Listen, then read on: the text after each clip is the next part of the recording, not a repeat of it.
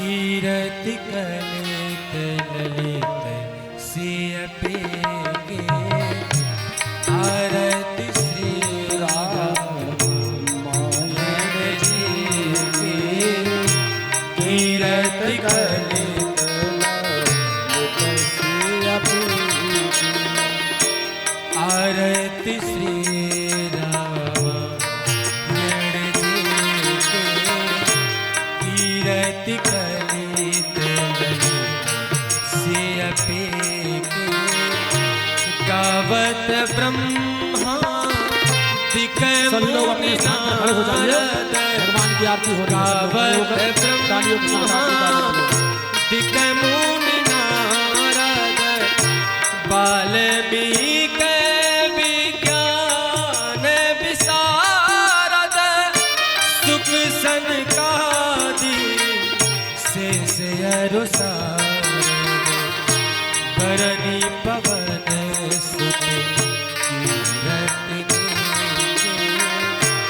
आरती श्री रामायण जी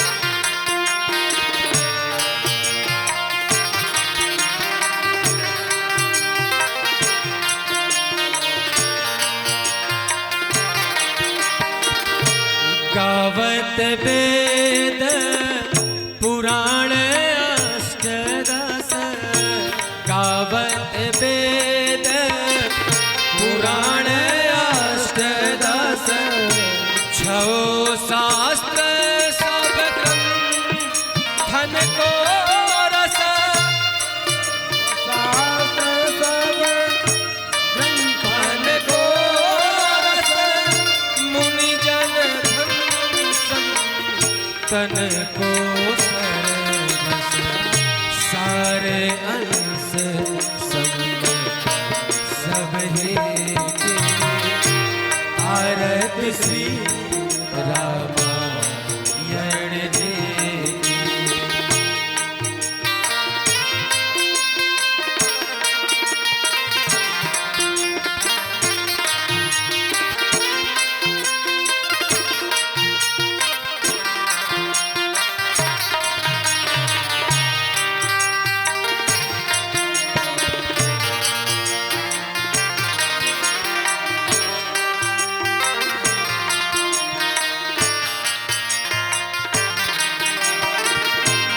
गावत संतत शंभु भवानी गावत संतत शंभु भवानी अरुभट संभव मुनि विज्ञानी व्यास आदि कवि बरज बखानी काग भूषण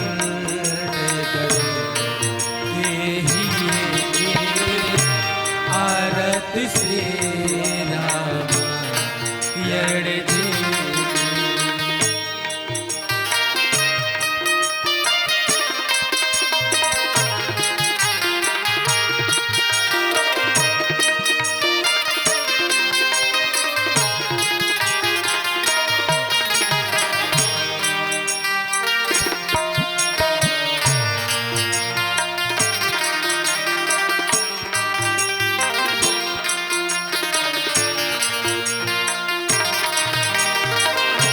कलिमल हरनी विषय रस फीकी कलिमल हरनी विषय रस फीकी सुभग श्रृंगार मुक्ति जुबती की दलन रोग भव मूरी अमीनी तात मात तुलसी के आरती श्री रामायण जी के कीरत कलित ललित सिय के आरत श्री आरत श्री आरत श्री रामायण जी। बोले सीतारामचंद्र भगवान की जय। हरि ओम। जलेन शीतले कर्ण देवाधिवंदनम पुष्पैवंदनम स्वात्माभिवंदन प्रार्थना पूर्वकम मंत्र पुष्पांजलि। हरि ओम। नाना सुगंधि पुष्पाणि यथा कालोद्भवानि च पुष्पांजलिर्मया दत्तो गृहाणा परमेश्वर। सुमन सुगंधित सुमन लय सुमन सुगंधि अपार पुष्पांजलि अर्पण करूं रघुनाथ करो स्वीकार। सांगाय सपरिवाराय सहित सत्राय प्रार्थना पूर्वक मंत्र पुष्पांजलि समर्पयामि। बोले सीतारामचंद्र भगवान की जय। राधा कृष्ण भगवान की जय। लक्ष्मी नारायण भगवान की जय। शंकर भगवान की जय। पार्वती मैया की जय।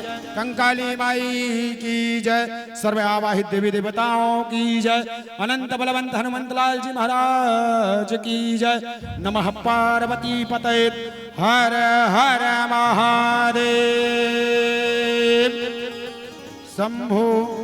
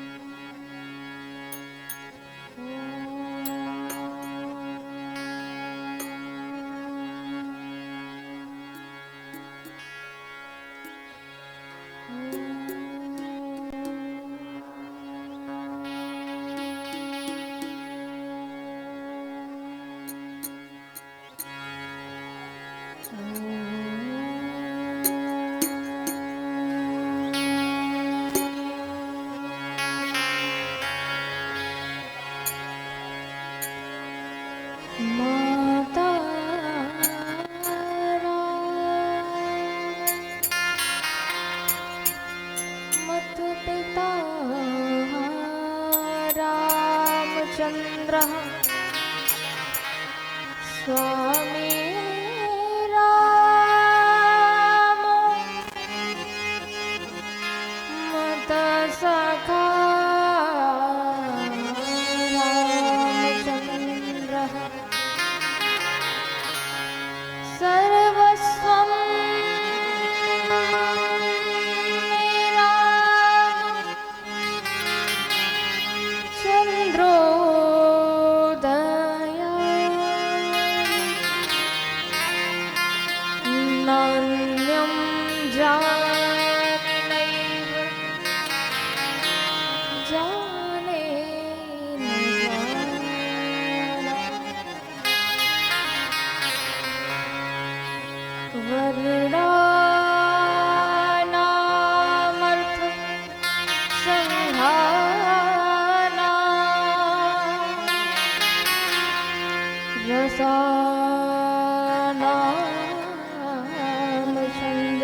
सखामपि मङ्गलानां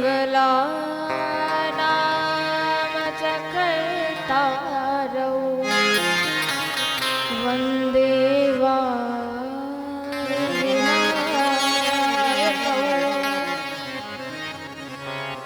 गङ्गा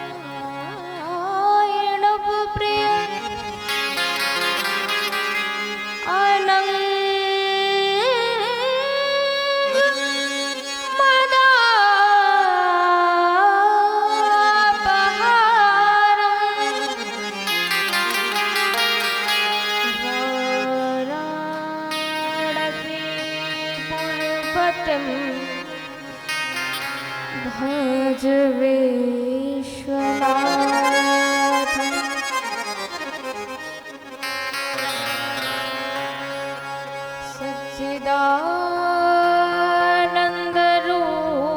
सच्चिदानन्दरूपाय विश्वोत्पत्त्यादिहेतवे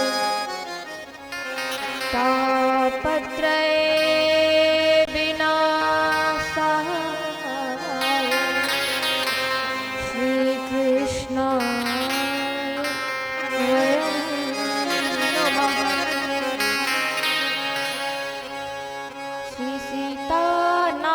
समारंभा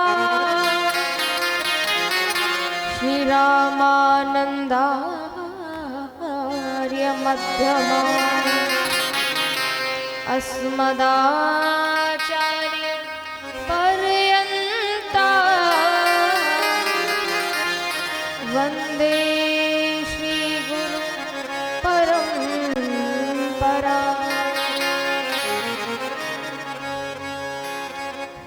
वंशे विभूषितकारा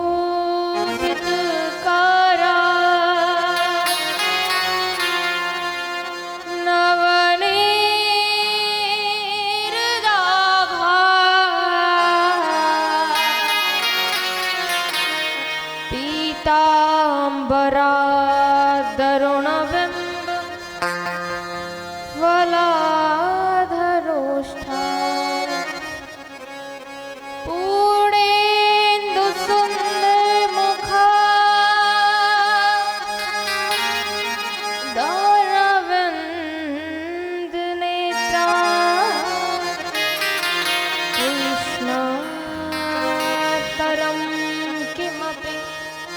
तत्त्वमहं न जाने।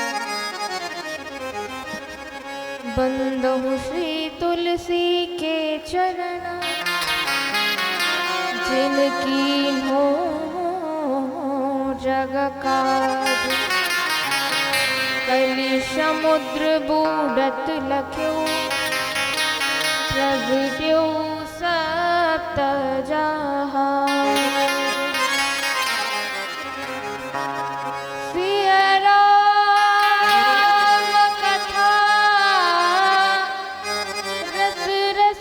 प्रभु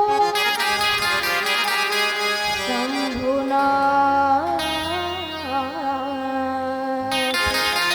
हनुमान प्रेम सहित आसन धरम सुनहु कथा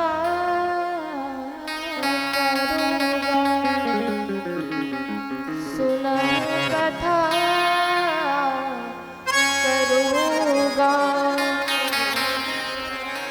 सुनहु कथा करूँगा। बोलिए श्यावर रामचंद्र की।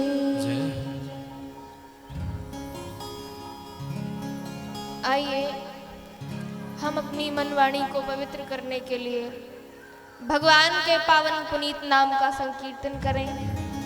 तत्पश्चात कथा में प्रवेश करें।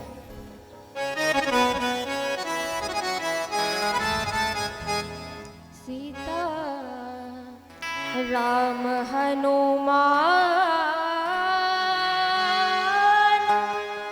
सीता राम हनुमान, सीता राम हनुमान, सीता राम हनुमान, सीता राम हनुमान, सीता राम हनुमान,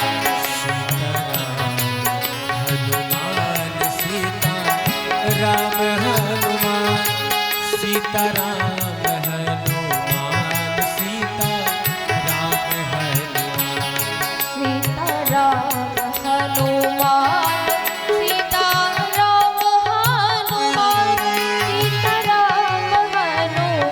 सीता राम हनुमान,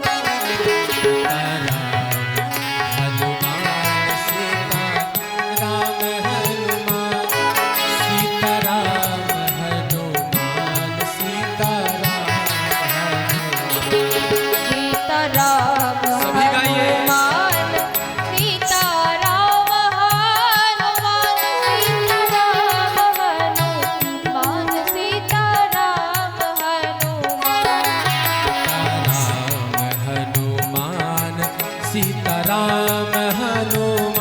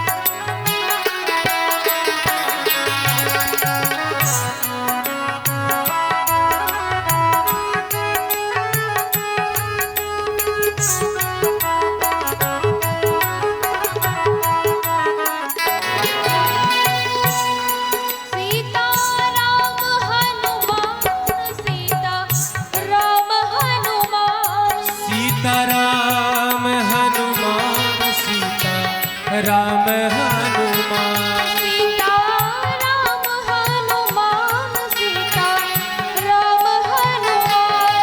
सीता राम हनुमान सीता राम हनुमान सीता राम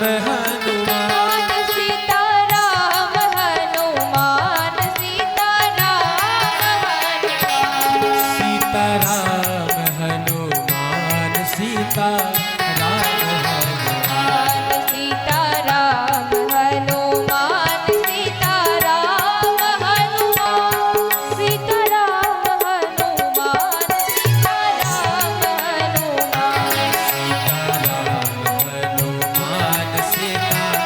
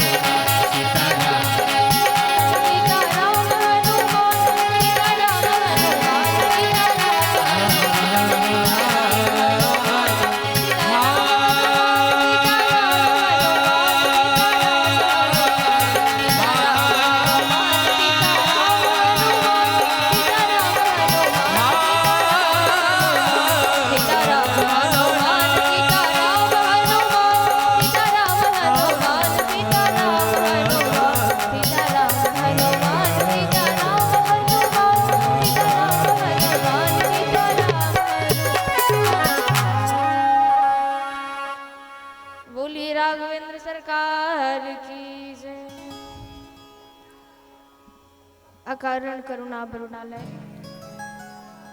परात्पर ब्रह्म श्री राघवेंद्र सरकार के चरणों में कोटि कोटि वंदन प्रणाम। अम्बा परम्बा परम एहलादनी शक्ति श्री राघवेंद्र सरकार की प्राण वल्लभा श्री जानकी जी के चरणों में कोटिशः प्रणाम। श्री राम कथा के रस रसिक श्रोता ज्ञानियों में अग्रगण्य श्री हनुमंतलाल जी महाराज के चरणों में कोटि कोटि वंदन प्रणाम करते हुए श्रद्धा विश्वास स्वरूप भोलेनाथ मैया पार्वती के चरणों में कोटिशः प्रणाम करते हुए गोस्वामी तुलसीदास जी महाराज के चरणों में प्रणाम करते हुए वेदव्यास जी महाराज के चरणों में कोटि कोटि वंदन प्रणाम करते हुए श्री सद्गुरुदेव भगवान के चरणों में कोटिशः वंदन प्रणाम। यहाँ पर उपस्थित माताएं, बहनें, विप्र मंडली, बाल मंडली, संत मंडली, यहाँ पर सभी उपस्थित आप सभी के मन मानस में विराजमान मैं अपने सर्वेश्वर विशेश्वर भगवान को वंदन प्रणाम करती हूँ। सिया राम सब जग जानी करहु प्रणाम जोरी जोग पार करहु प्रणाम जोरी जोग पार। यहाँ पर उपस्थित भगवत रसिक जन, विगत दिनों से आप श्री राम कथा ज्ञान गंगा में सभी लोग श्रद्धा विश्वास बड़े प्रेम के साथ कथा का आनंद ले रहे हैं और आज हम आप सभी छठवें दिवस की वेला में उपस्थित भये हैं। कल हम आप सभी ने भगवान श्री राघवेंद्र सरकार का बड़ी धूमधाम से विवाह उत्सव मनाया, नाचते झूमते हुए गाते हुए बड़े आनंद के साथ उत्साह के साथ हम सभी ने भगवान का विवाह गाया और मनाया और आज प्रसंगानुसार भगवान का वन गमन होगा। कैकेयी मैया किस प्रकार से श्री चक्रवर्ती दशरथ जी महाराज से वरदान मांगती हैं, आज हम इन सभी कथा प्रसंगों का अवगाहन करेंगे।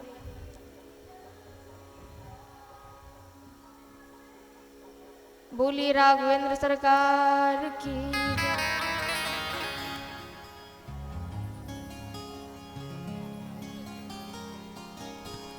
बोलिए सियावल रामचंद्र भगवान की। जो भी माताएं आती हैं, अगर चावल उनसे निवेदन है कि आप मंच पे चावल ना फेंकें, जहाँ पे नीचे व्यवस्था की गई है कमेटी के माध्यम से आप नीचे ही अर्पण कर दीजिए, व्यासपीठ पे चावल मत फेंकिए। ये सभी माताओं से निवेदन है जो भी आ रही हैं। बोलिए राघवेंद्र सरकार की जय जय। हो।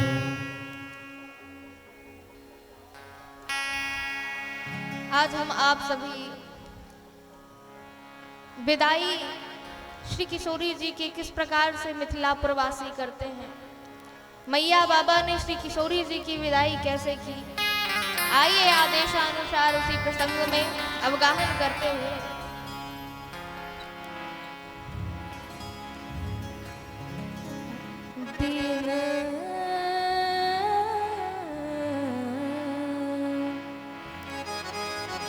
दिन उठ विदा अवधपति मांगा, उठ वेदा अवधपति मांगा, दिन उठी विदा अवधपति मांगा, दिन उठ वेदा अवधपति मांगा। राखहि जनक सहित अनुराग,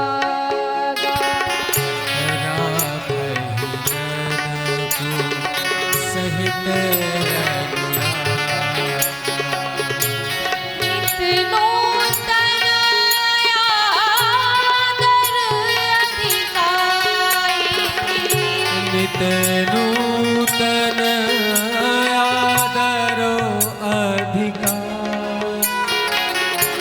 नित नूतन आदर अधिकारी। दिन प्रति सहस्र भांति बहुना। नित नव नगर आनंद उछाहु। दशरथ गगन सुहाई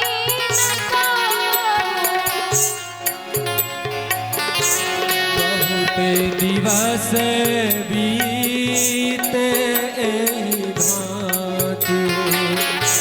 जन सनेहा रज बंधे बराती। अब दशरथ का आज्ञा देहु। अब दशरथ का आज्ञा देहु। जगति सकलिया छाड़ी सनेहु। जगति छाड़ी सनेहु। छाड़ी सनेहु। छाड़ी सनेहु। छाड़ी सनेहु। छाड़ी सनेहु।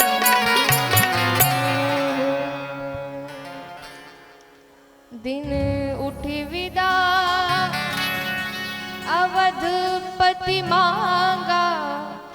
राखहि जनक सहित अनुरागा। प्रातःकालीन उठकर श्री दशरथ जी महाराज दिन उठी विदा अवधपति मांगा। विदेहराज जी से आज्ञा लेते हैं, परंतु विदेहराज जी अपने प्रेम स्नेह के वश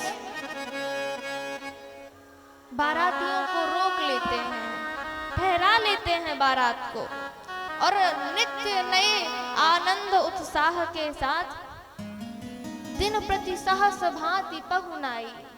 अनेक प्रकार से अनेक अनेक व्यंजन पकवान नित्य नूतन और आनंद के साथ पवाते हैं, प्रेम से रोक लेते हैं। अब चक्रवर्ती श्री दशरथ जी महाराज तब कौशिक जी के साथ अर्थात सतानंद जी के साथ कहा विदेह नपहि समुझाई। विदेहराज जी को अनेक भांति से समझाया और कहा कि राजन, अब आप चक्रवर्ती दशरथ जी महाराज को आज्ञा दीजिए, विदा दीजिए। अब ये चलना चाहते हैं, विदा लेना चाहते हैं। ऐसे आप अपने प्रेम स्नेह की पास में प्रेम स्नेह की डोरी में कब तक बांध के रखेंगे? एक ना एक दिन तो बिटिया को विदा करना ही होगा।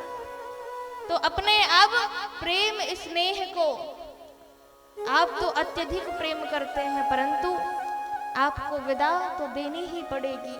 अयोध्यानाथ चलना चाहते हैं, विदा लेना चाहते हैं, तो विदेह जी अब विदा कीजिए। और जैसे इस बात को विदेहराज जी महाराज ने श्रवण किया, अवधनाथ चाहत चलन भीतर करहु जनाऊ। भय प्रेम बस सचिव सुनी विप्र सभा सदरा। विप्र सभा सदरा।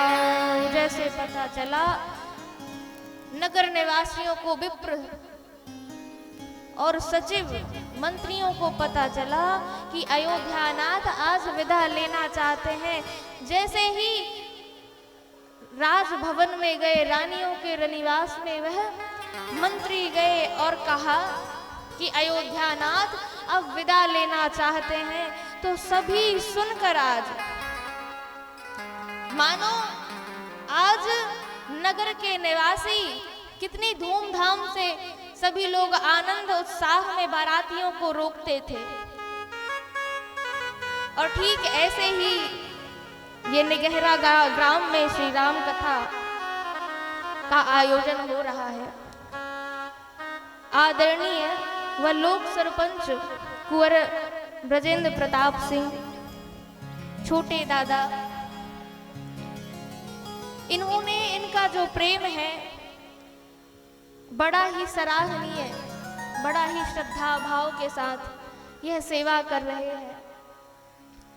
और ऐसा मैंने देखा है कि लोगों की सेवा तो दिखाई नहीं देती, परंतु सेवक जरूर दिखाई देते हैं। पर इस निगहरा ग्राम में हमारे जो भैया हैं उनकी सेवा दिखाई दे रही है, पर सेवक दिखाई नहीं दे रहे हैं, और ये बड़ी प्रसन्नता की बात है। और सबसे बड़ी प्रसन्नता की बात तो यह भी है कि हमारे टीम के हर एक मेंबर का अपने हाथों से वह भोजन परोसते हैं। और यहाँ पे लिखा है ना, दिन प्रति सहस भांति पहुनाई। उसी इस प्रसंग से मुझे याद आया कि हमारी भी पहुनाई कुछ ऐसे ही होती है, और हमारे प्रिय भैया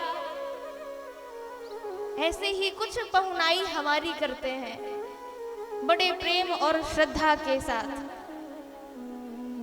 बड़ी प्रसन्नता होती ऐसी सेवा भक्ति को देखकर। इनके हर एक घर परिवार के मेंबर्स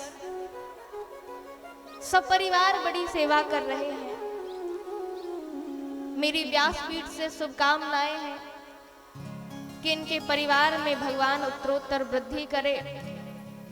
भगवान की कृपा से इनके मन मानस में सपरिवार भगवान के चरणार बिंद में इनका मन लगा रहे, यही व्यासपीठ से मेरी शुभकामनाएं हैं।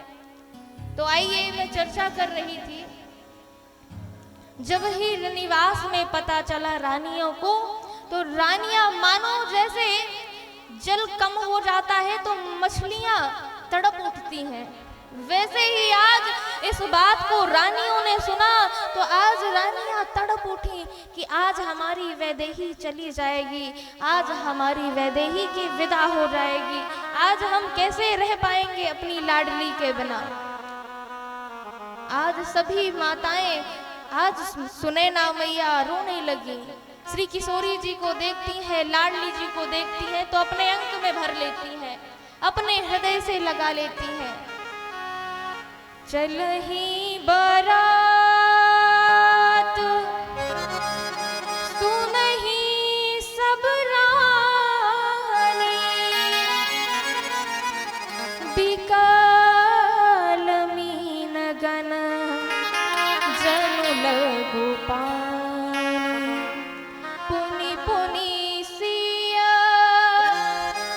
गोद कर ले देयसीस शिखावन दे, देयसीस शिखावन दे। अपने हृदय से लगा लेती हैं। और लाडली जी को आज क्या शिक्षा दे रही हैं? आज माता सुनैना अपनी पुत्री लाडली को सिखा रही है कि सास ससुर गुरु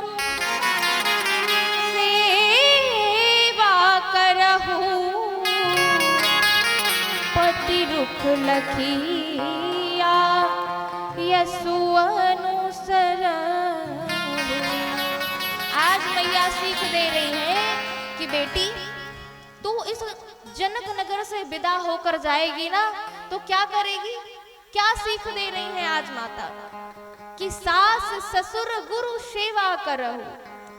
अपने सास और ससुर की, गुरुदेव की सेवा करना और पति के रुख को पाकर वैसा ही कार्य करना।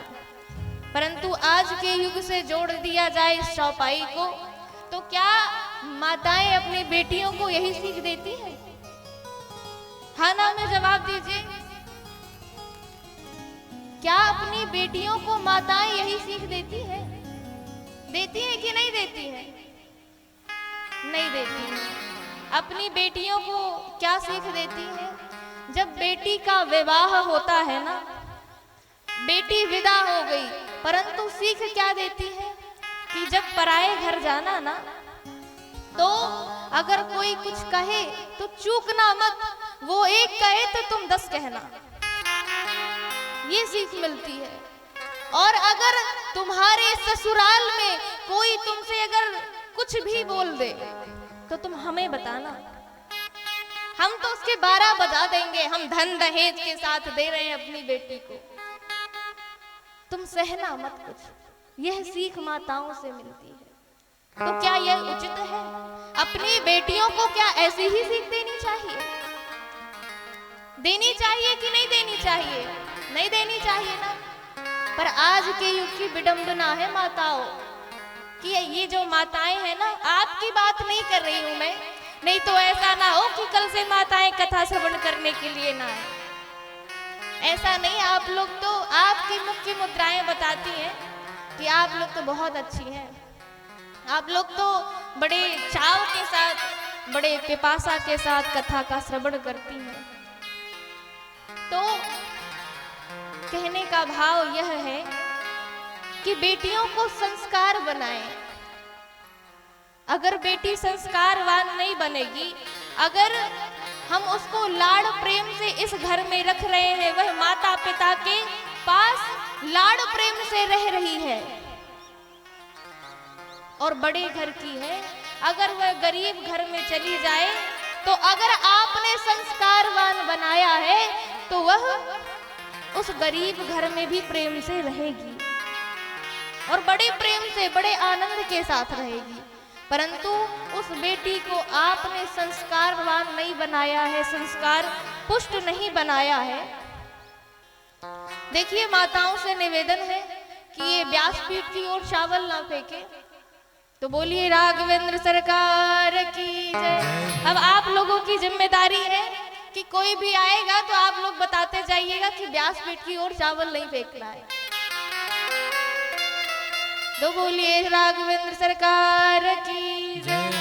तो मैं चर्चा कर रही थी आप लोगों से कि अपनी बेटी को अगर संस्कारवान बनाएंगे आप, तो वह गरीब से गरीब घर में चली जाए पर उसको दुख होने वाला नहीं है।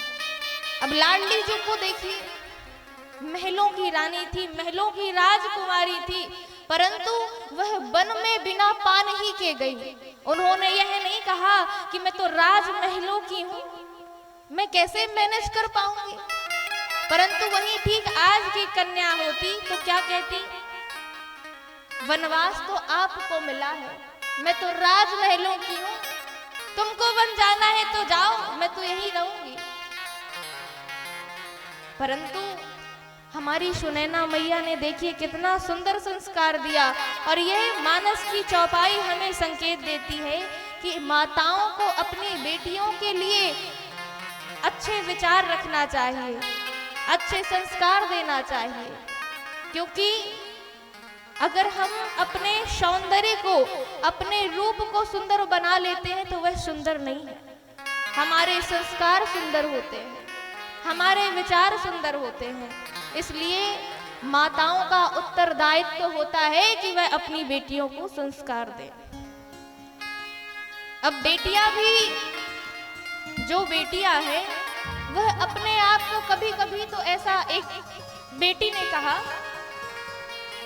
कि देवी जी आप यह बताइए, आप बेटियों के बारे में कहती हैं, तो ये जो हमारे घर वाले हैं वह कहते हैं कि इसको पढ़ाओ लिखाओ मत। मैंने पूछा क्यों? अरे देवी जी यही तो विडंबना है ना कि हमारे माता पिता कहते हैं इसे पढ़ाओ लिखाओ मत। मैंने पूछा कि क्यों ना पढ़ाओ लिखाओ, क्या कहते हैं तुम्हारे पिताजी, माता जी क्या कहती हैं? तो उस बेटी ने कहा, उसके नेत्र भराए और कहती है वह बेटी कि मेरे माता पिता कहते हैं इसको पढ़ाओ लिखाओ मत। क्यों? क्योंकि ये पराए घर की है, इसे पराए घर जाना है। तो ये विचारधारा क्यों रखना भाई कि पराए घर की है बेटी, जब पिता घर में आते हैं ना तो पुत्र भले ध्यान ना दे, पर जब प्यास से गला सूख जाता है तो उस वही बेटी अपने पिताजी को पानी लेके दौड़ती है कि पिताजी आप इस जल को पीकर अपना गला शीतल कर लीजिए। आपके पुत्र को ध्यान नहीं है कि पिताजी कहाँ है, माताजी कहाँ है, परंतु आपकी बेटी हर एक पल आपका चिंतन करती है, हर एक पल आपके मर्यादा के लिए सोचती है। बेटी का प्रेम अपने पिता के लिए अथाह होता है। वो उस प्रेम का वर्णन ही क्या करना, उस प्रेम को तो बेटी ही जानती है और पिताजी ही जानते हैं। आज ऐसी दशा है कि आज की बेटियां ना जाने, देखिए अगर हम बेटियों को कम समझें और यह विचारधारा रखें कि बेटियों को कम पढ़ाना लिखाना चाहिए, बेटियों को बाहर नहीं जाने देना चाहिए, तो आज की बेटियां क्या नहीं कर सकती। आज की बेटियां हर कार्य में आगे हैं, आज की बेटियां पुत्रों से भी आगे हैं। हर क्षेत्र में देख लीजिए, आज की बेटियां हर क्षेत्र में हर जगह आगे हैं। जब जिम्मेदारियों का बोझ पड़ता है ना, तो किसी कवित्री ने बड़ा सुंदर लिखा है, जिम्मेदारियों का बोझ सर पे पड़ा तो ऑटो रिक्शा ट्रेन को चलाने लगी बेटियां, साहस के साथ अंतरिक्ष तक भेद डाला और सुना वायुयान भी चलाने लगी बेटियां। और कितने उदाहरण ढूंढ कर लाऊं, हर क्षेत्र शक्ति आजमाने लगी बेटियां। और क्या करती हैं, वीर की शहादत में अर्थी को कांधा देने अब शमशान तक जाने लगी बेटियां। घर में हाथ भी बटाती हैं और पिताजी की बाधाओं को भी हरती हैं, परंतु मेरा ज्वलंतशील प्रश्न यह है कि प्रश्न ये ज्वलंतशील सबके लिए है आज, प्रश्न ये ज्वलंतशील सबके लिए है आज, नित्य प्रतिकोख में क्यों मरती है बेटियां, नित्य प्रतिकोख में क्यों मरती है बेटियां। आज जब बेटी का जन्म होता है ना, पता चलता है कि बेटी ने जन्म लिया, तो सबके मुख ऐसे म्लान हो जाते हैं, ना जाने कौन सा पहाड़ इन लोगों के ऊपर टूट पड़ा।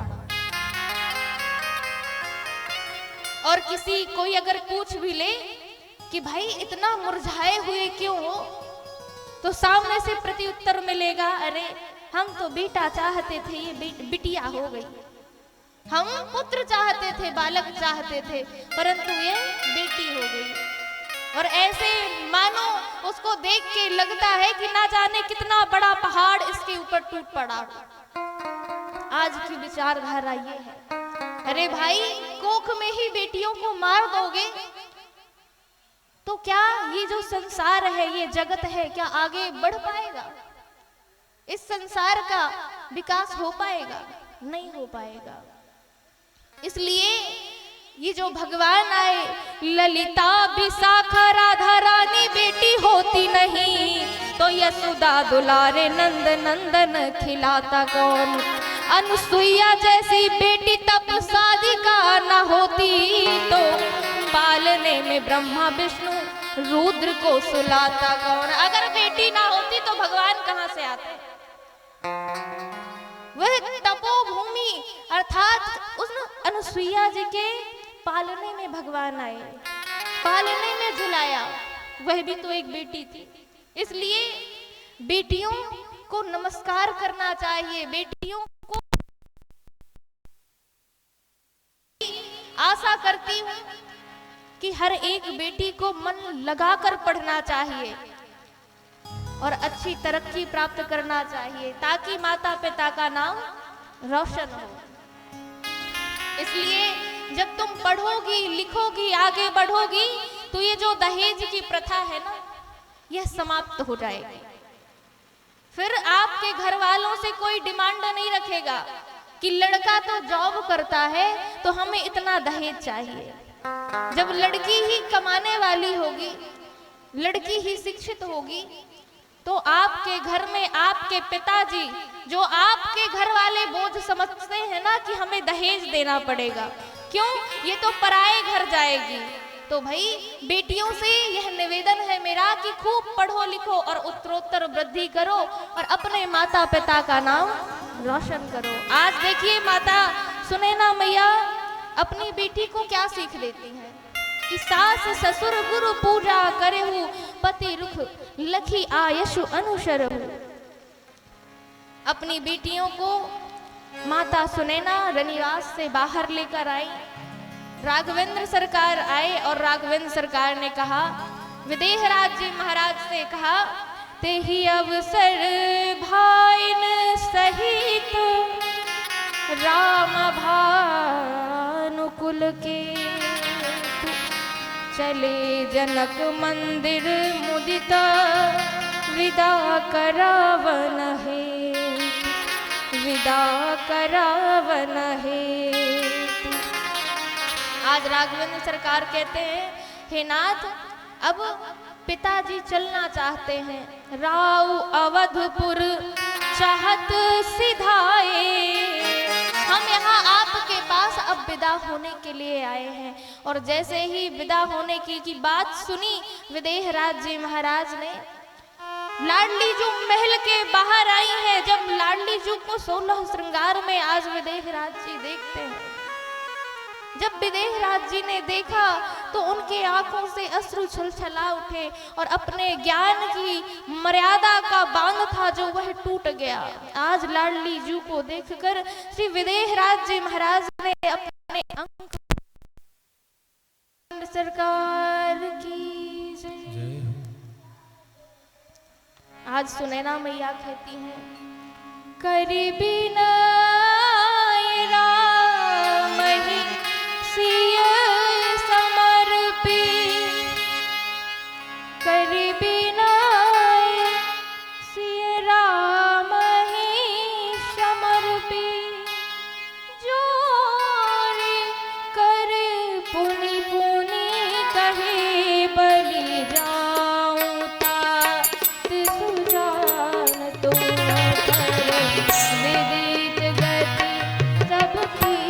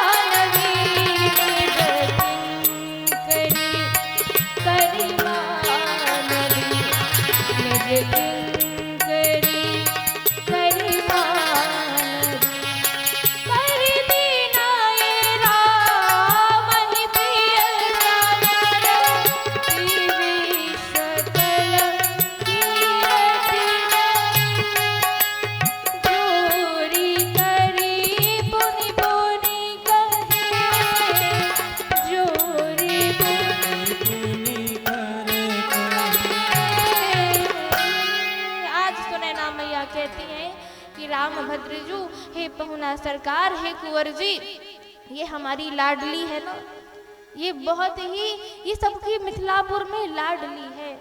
ये किसी को चाचा कहती है, किसी को पिताजी कहती है, किसी को भैया कहती है। आज उन सब भाइयों का मान अभिमान आपके साथ ही जा रहा है। हे पहुना सरकार, मैं आप पर बली बली जाती हूँ।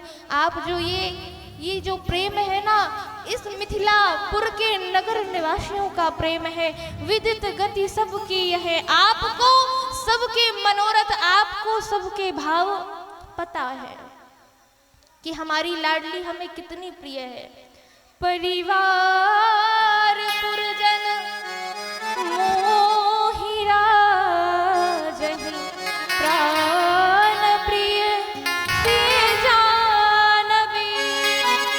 हमारे परिवार में, पुरजन में और विदेहराज जी को मुझे कितनी प्रिय है जानकी, यह आपको पता है।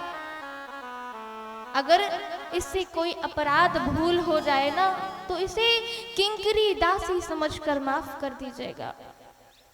हाथ जोड़कर आज रोते हुए सुनैना मैया राघवेंद्र सरकार से याचना करती हैं कि लाडली से अगर थोड़ा सा भी अपराध हो जाए तो कुंवर जी आप क्षमा कर दीजिएगा। और जब 16 सिंगार में जनकराज जी महाराज ने द्वार पर ही श्री किशोरी जी को देखा तो आज उनके ज्ञान की, अभिमान की सीमा समाप्त हो गई, उनके ज्ञान का बांध टूट गया, वह रोने लगे। और जब श्री किशोरी जी को देखा तो अपने अंक से भर लिया। और जब ही अंक से भरा सभी राजपुरवासी कहते हैं राजन आप धीरज धरिए, आप धीरज धरिए, देखिए बेटी तो पराई होती है, अगर आप इन्हें रोकते भी हैं, ठहराते भी हैं तो एक ना एक दिन तो बेटी को विदा करना ही पड़ेगा। कब तक आप बेटी को रोकेंगे? इसलिए बेटी को विदा कीजिए। अनेक प्रकार से सीख दे रहे हैं। और जब जानकी जी अपने सखियों सहेलियों से मिलती हैं, आज जानकी जी रोने लगती हैं कि आज मेरी जो सखियां हैं, आज मेरी जो सहेलियां हैं वह छूट जाएंगी। आज जो किशोरी जी के महलों में पशु पक्षी रहते थे, जो हमेशा राघवेंद्र सरकार के नित्य नए नए नाम उच्चारण करके किशोरी जी को सुनाते थे, आज वह पिंजरे के पक्षी रो रहे हैं और कह रहे हैं कि लाडली जो आज आप हमें छोड़कर चली जाएंगी, हम आपके बिना कैसे रहेंगे, हमारा जीवन तो आपके बिना है ही नहीं। हे लाडली जो आप हम पर कृपा करिए, आप अपने कृपा कटाक्ष से हमारी ओर निहारिए। अब हम आपकी, जब आप चली जाएंगी तो हमें कौन देखेगा, हम किसको देखेंगे? आपकी नूपुरों की जो छन छन है, आवाज है, ध्वनि है, हे लाडली जो हम उससे वंचित रह जाएंगे। आप रूप छटा को बिखेरती हुई जब भवन में आती थी, महल में आती थी, अब हमें वह स्वरूप कहाँ मिलेगा देखने के लिए? हे लाडली जो आप हमें भी अपने साथ लेकर चलिए, हम आपके बिना नहीं रह सकते। और लाडली जो जनकपुर निवासियों से, पुरवासियों से कितना अधिक प्रेम करती थी। जब मैया कमला मैया का पूजन कर रही थी तो कमला मैया से मांगती हैं कि माँ मैं यहाँ से विदा होकर तो जा रही हूँ, परंतु मेरे मिथिला के जो भी नगर निवासी है, पशु है, पक्षी है, माँ इनके ऊपर सदैव ही कृपा करना। इतना प्रेम करती है लाडली जो। और पशु पक्षी जब इतने बेवल है तो नगर निवासियों का तो वर्णन ही क्या करना। अनेक प्रकार से विदेह राज जी महाराज को समझाते हैं विप्र सभासद विदेह राज जी महाराज कि आज धीरता रखी नहीं जा रही है, आज वह धीरज नहीं बांध पा रहे हैं। और सखियां कहती हैं पहुना सरकार आपसे हमारा नाता जुड़ गया है और हमारा अधिकार है कि हम आपसे कह सकते हैं कि हे सरकार आप रुक जाइए। सखियां कहती हैं रे पहुना एही मिथिला में रहो ना, ए पहुना मिथिले में रहो ना, ए पहुना मिथिले में रहो ना। जौन सुख बा ससुरारी में, जौन सुख बा ससुरारी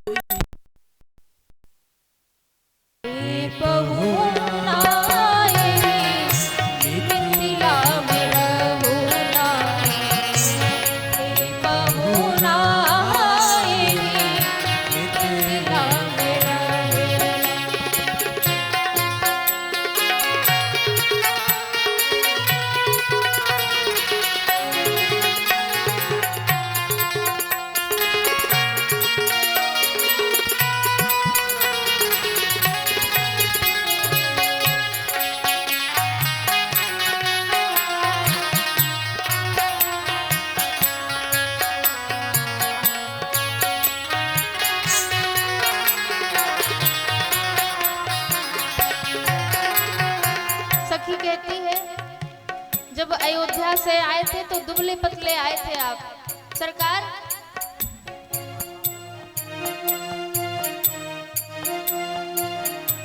सरकार आप अयोध्या जी से दुबले पतले आए थे, हम आपको नित्य नवीन भोजन बना बना कर पकवान बनाकर खिलाएंगे।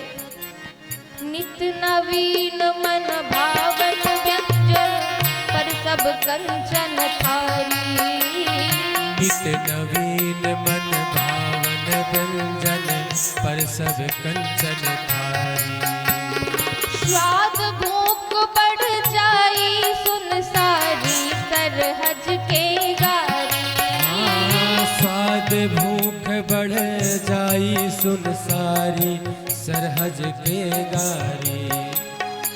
बार बार हम करब चिरौरी, बार बार हम करब चिरौरी, मौकाए को देहुना ए बहुना यही मिथिले में रहुना ए बहुना।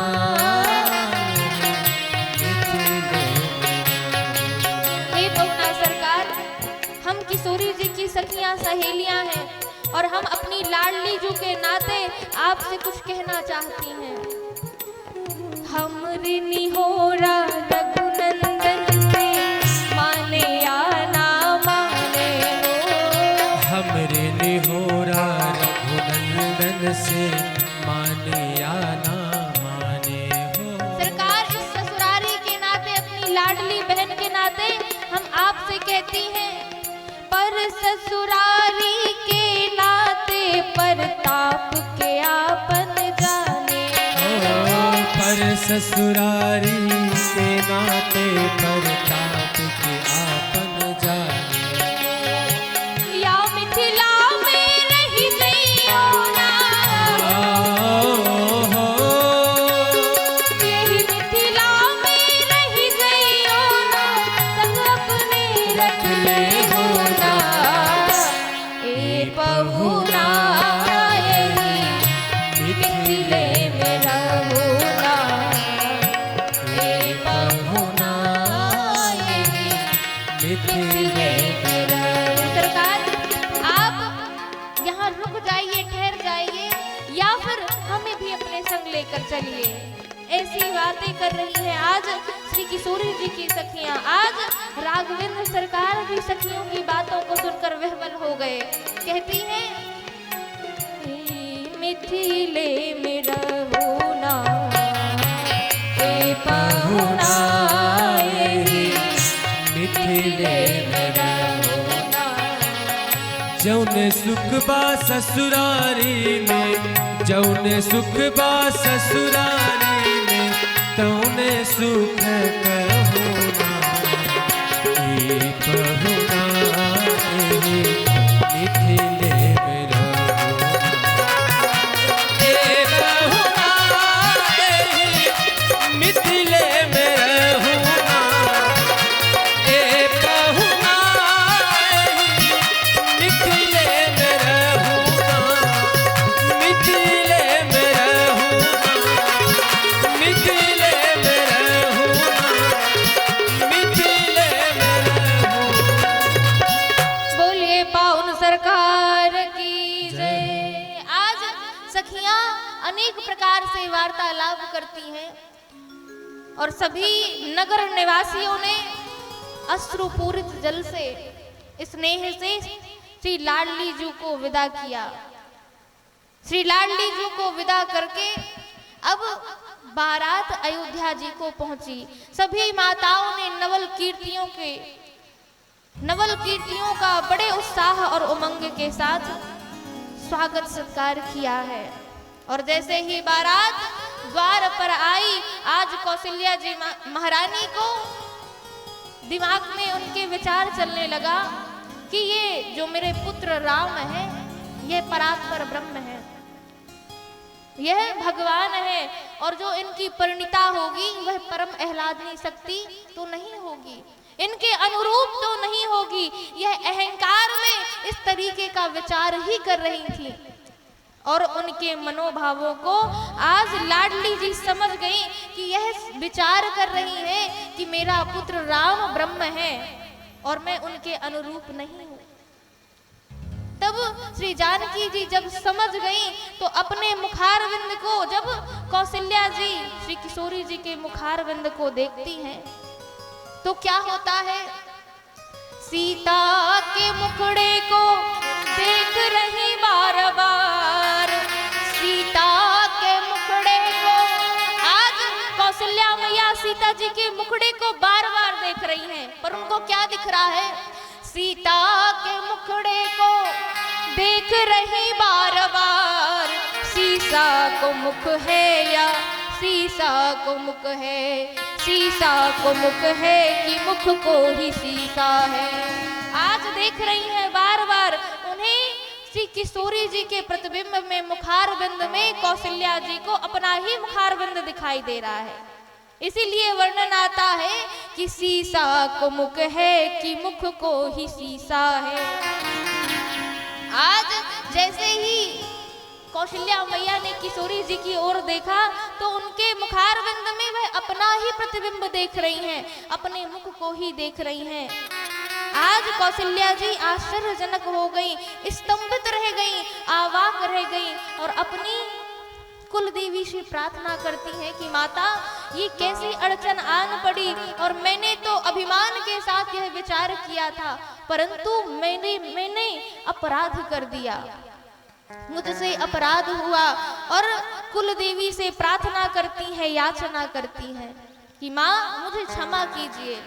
और जब कुल देवी को मस्तक नवाया है, क्षमा याचना कौशल्या मैया ने मांगी, और तब लाडली जी को जब निहारती हैं तो क्या देखा कि जो प्रतिबिंब, जो मूर्त, जो सूरत कुल देवी की है, आज वही साक्षात कुल देवी माता कौशल्या के सामने साक्षात खड़ी हुई है।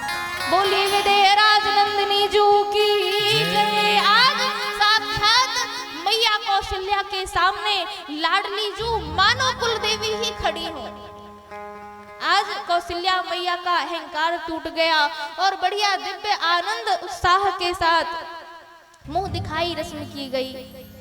सुमित्रा मैया ने, कौशल्या मैया ने विचार किया कि मैं क्या दूं, विचार करती ही रह गई।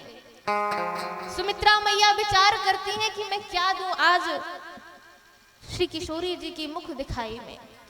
तो अपने पुत्र का हाथ लिया और जानकी जी के हाथों में थमा दिया और कहा कि सीता बहू ये तुम्हारे मुख की दिखाई है। कैकेयी मैया ने मुख की दिखाई में कनक भवन श्री किशोरी जी को मुख दिखाई दी, और कौशल्या मैया विचार कर ही रही हैं। अब जब राघवेंद्र सरकार के अनुरूप, श्री किशोरी जी के अनुरूप जब कुछ नहीं दिखा तो क्या करती हैं, खोज आई कौशिला बिचारी बड़े हौसलों से, और विचार करती कि अब मैं क्या दूं। लागी चित चिंता कहा दीजिए निछावर में, सियासू बहू को नेंग, ऐसी सियासी बहू का नेंग देना बहुत कठिनाई है, तो और कछु पायो नहीं सिया समताई जोग। तो राम जी को निकट बुलाया, निकट बुलाए नीलमणि रघुराई है, और क्या किया, हाथ रघुनाथ दीनो सिया हाथ माही, ले हो बहुए ही तेरी मुख की दिखाई है, ले हो बहुए ही तेरी मुख की दिखाई है। जब कौशल्या मैया ने श्री किशोरी जी के मुखड़े को देखा, सब विचार कर लिया, जब कुछ कोई वस्तु नहीं मिली तो राम जी को निकट बुलाया और हाथ कहकर पकड़कर श्री किशोरी जी के हाथ में दे दिया कि आपकी जो निछावर देना बड़ी कठिनाई है, तो राम जी को ही सौंप दिया, कहा ले हो बहू एही तेरी मुख की दिखाई है। आज अयोध्या जी में ढोल नगाड़े बजने लगे, सभी लोग आज नगर प्रवासी, अयोध्या के नगर निवासी बड़े आनंदित हैं, और द्वितीय सोपान में हम सभी आज प्रवेश कर रहे हैं। गोस्वामी तुलसीदास जी महाराज ने बड़ा सुंदर मंगलाचरण किया। यस्यांके च विभाति भूधरसुता देवाश्रुता मस्तके भाले बालविधुर्गले च गरलं यशोरसी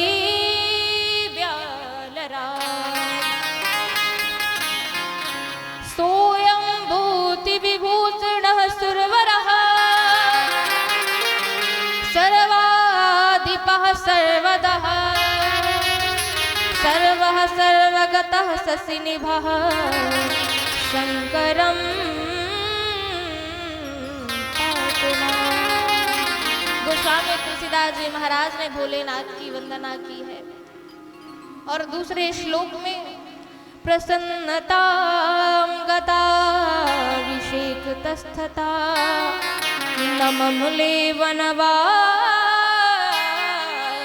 दुःखतः मुखाम्बुजश्री रघुनन्दनस्य मे सदास्तु सा मंजुल मंगल प्रदा। गोस्वामी तुलसीदास जी महाराज ने बड़ा सुंदर चित्रण करते हुए कि जब राघवेंद्र सरकार ने सुना कि पिताजी मुझे राज्य देना चाहते तो उनको कोई हर्ष नहीं हुआ, और जब प्रभु राघवेंद्र सरकार को यह पता चला कि मुझे 14 वर्ष के लिए वनवास जाना है तो भी उनको कोई विषाद नहीं हुआ। ऐसे भगवान राघवेंद्र सरकार की गोस्वामी तुलसीदास जी महाराज वंदना करते हैं। तीसरे श्लोक में नीलाम्बुजश्याम मलकोमलांगम सीता समारो पितवामभागम पाणौ महासायक चारु चापम नमामि रामं रघुवंशनाथं नमामि रामं रघुवंशनाथं रघुवंशनाथं। ऐसे जुगल जोड़ी की वंदना करते हुए गोस्वामी जी तुलसीदास जी महाराज प्रथम दोहा लिखा। क्या लिखा?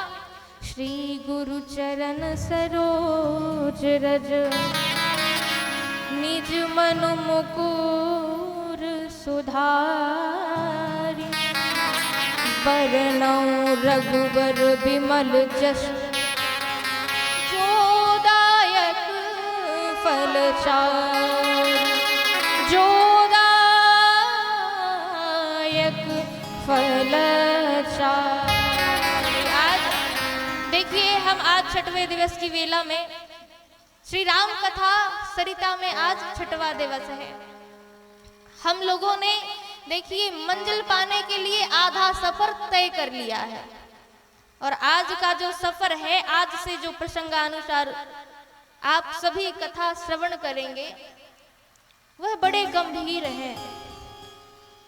कल तक हम झूमने नाचने वाले भजन गाते थे, खूब झूमा नाचा, खूब आनंद मनाया, परंतु जो आज से प्रसंग प्रारंभ होंगे वह बड़े गंभीर हैं।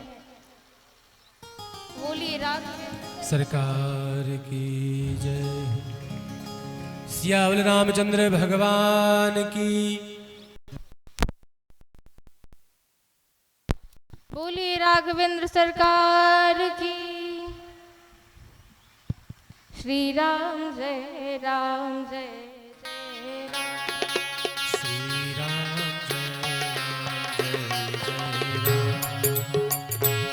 राम जय राम जय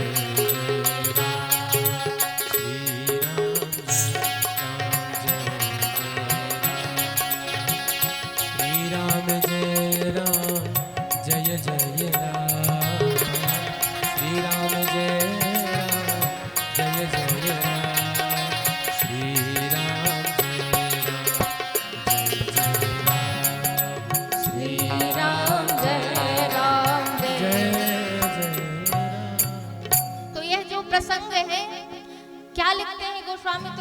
जी वर्णन करते हैं कि श्री गुरु चरण सरोज रज निज मनु मुकुर सुधार।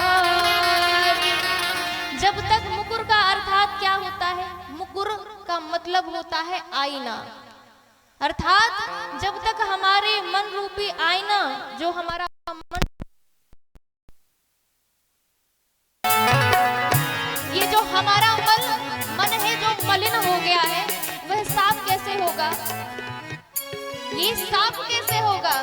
जब हम भगवान राघवेंद्र सरकार की जो कथा रूपी गंगा है ना, उसमें हम जब स्नान करेंगे तो ये जो मलिन पड़ा हुआ मन है ना, वह साफ हो जाएगा।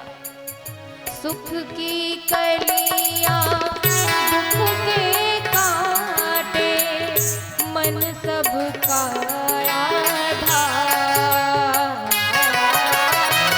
सुख की कलियां दुख के कांटे मन सबका आधार। मन से कोई बात छुपे ना, मन के नयन हजार। जग से कोई भाग लेने क्या, जग से कोई भाग लेकिन जग से कोई भाग लेकिन मन से भाग न पाए।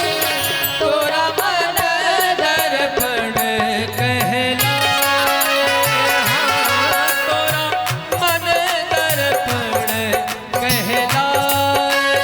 हो तोरा मन दर्पण कहला। तोरा मन दर्पण कहला।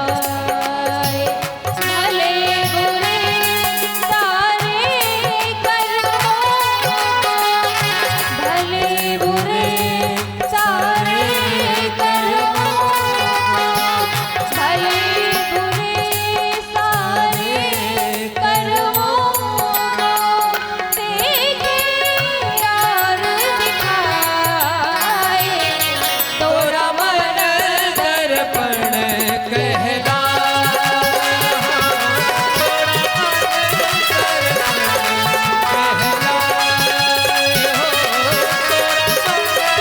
दर्पण कहला।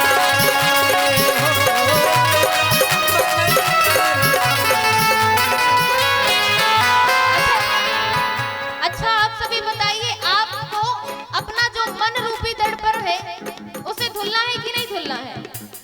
खाना में जवाब दीजिए, किसको किसको धुलना है? सबको धुलना है। तो सब अपने हाथों को खड़े करके और सीताराम जी का जो नाम चलेगा उसको गाना है और प्लस ताली भी बजाना है। श्री राम जय राम जय जय राम, श्री राम जय राम जय जय राम। श्री राम जय राम जय जय राम, श्री राम जय राम जय जय राम। श्री राम जय राम जय जय राम, श्री राम जय राम जय जय राम। श्री राम जय राम जय जय राम, श्री राम जय राम जय जय राम। श्री राम जय राम जय जय राम, श्री राम जय राम जय जय राम। श्री राम जय राम जय। बोलो श्री राम जय राम जय जय राम। बोलो श्री राम जय राम जय जय राम। श्री राम जय राम जय जय राम। बोलो श्री राम जय राम जय जय राम। बोलो श्री राम जय राम जय जय राम। बोलो श्री राम जय राम जय जय राम। बोलो श्री राम जय राम जय जय राम। बोली राघवेंद्र सरकार की जय आप सभी को मैंने प्रथम दिवस ही बताया था कि ये जो मन रूपी दर्पण है ना, ये जो मलिन पड़ा हुआ है, मलिन है, वह कैसे विमल होगा? विमल कथा कर कीन आरंभा, सुनहि न साहि काम बद दंभा। ये जो हमारा मन रूपी मलिन दर्पण है ना, जब हम इस कथा कथा रूपी अमृत में अवगाहन करेंगे, इस अमृत को पिएंगे, तब ये हमारा मन विमल होगा। तो मैं चर्चा कर रही थी, भगवान राघवेंद्र सरकार अयोध्या जी में आए, ढोल नगाड़े बजने लगे, सभी लोग आनंद उत्साह में भरे हुए हैं। भगवान के सुंदर झांकी को देख देख के आज बड़े खुश हैं, मगन हैं। सबके घर में, सबके महलों में आज आनंद बधावे बज रहे हैं।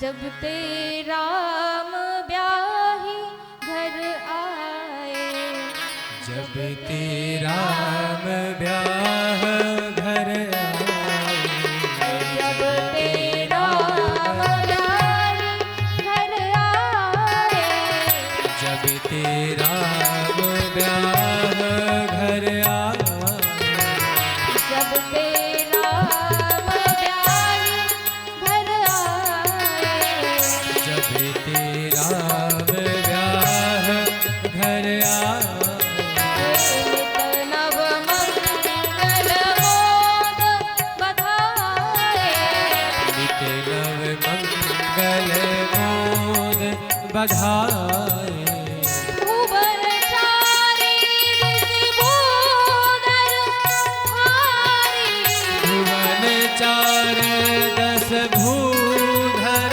भारी, सुकृत मेघ बरसहि सुखवारी, सुकृत मेघ बरसहि सुख बारी, सब विधि सब पुर लोग सुखारे, सब विधि सब पुर लोग सुखारी, रामचंद्र मुख चंदु निहारी, रामचंद्र मुख चंदु निहारी, चंदु निहारी, चंदु निहारी, चंदु निहारी।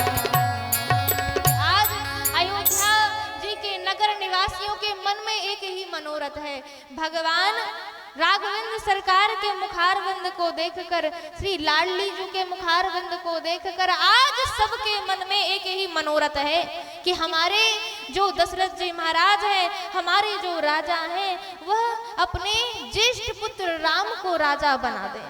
सबके मन में यही अभिलाष है और सभी लोग भगवान भोले बाबा से प्रार्थना करते हैं, सबके उर अभिलाष वस कहाहि मनाहि महे, आप अछत जुबराज पद राम ही देहु नरेश, राम ही देहु नरेश।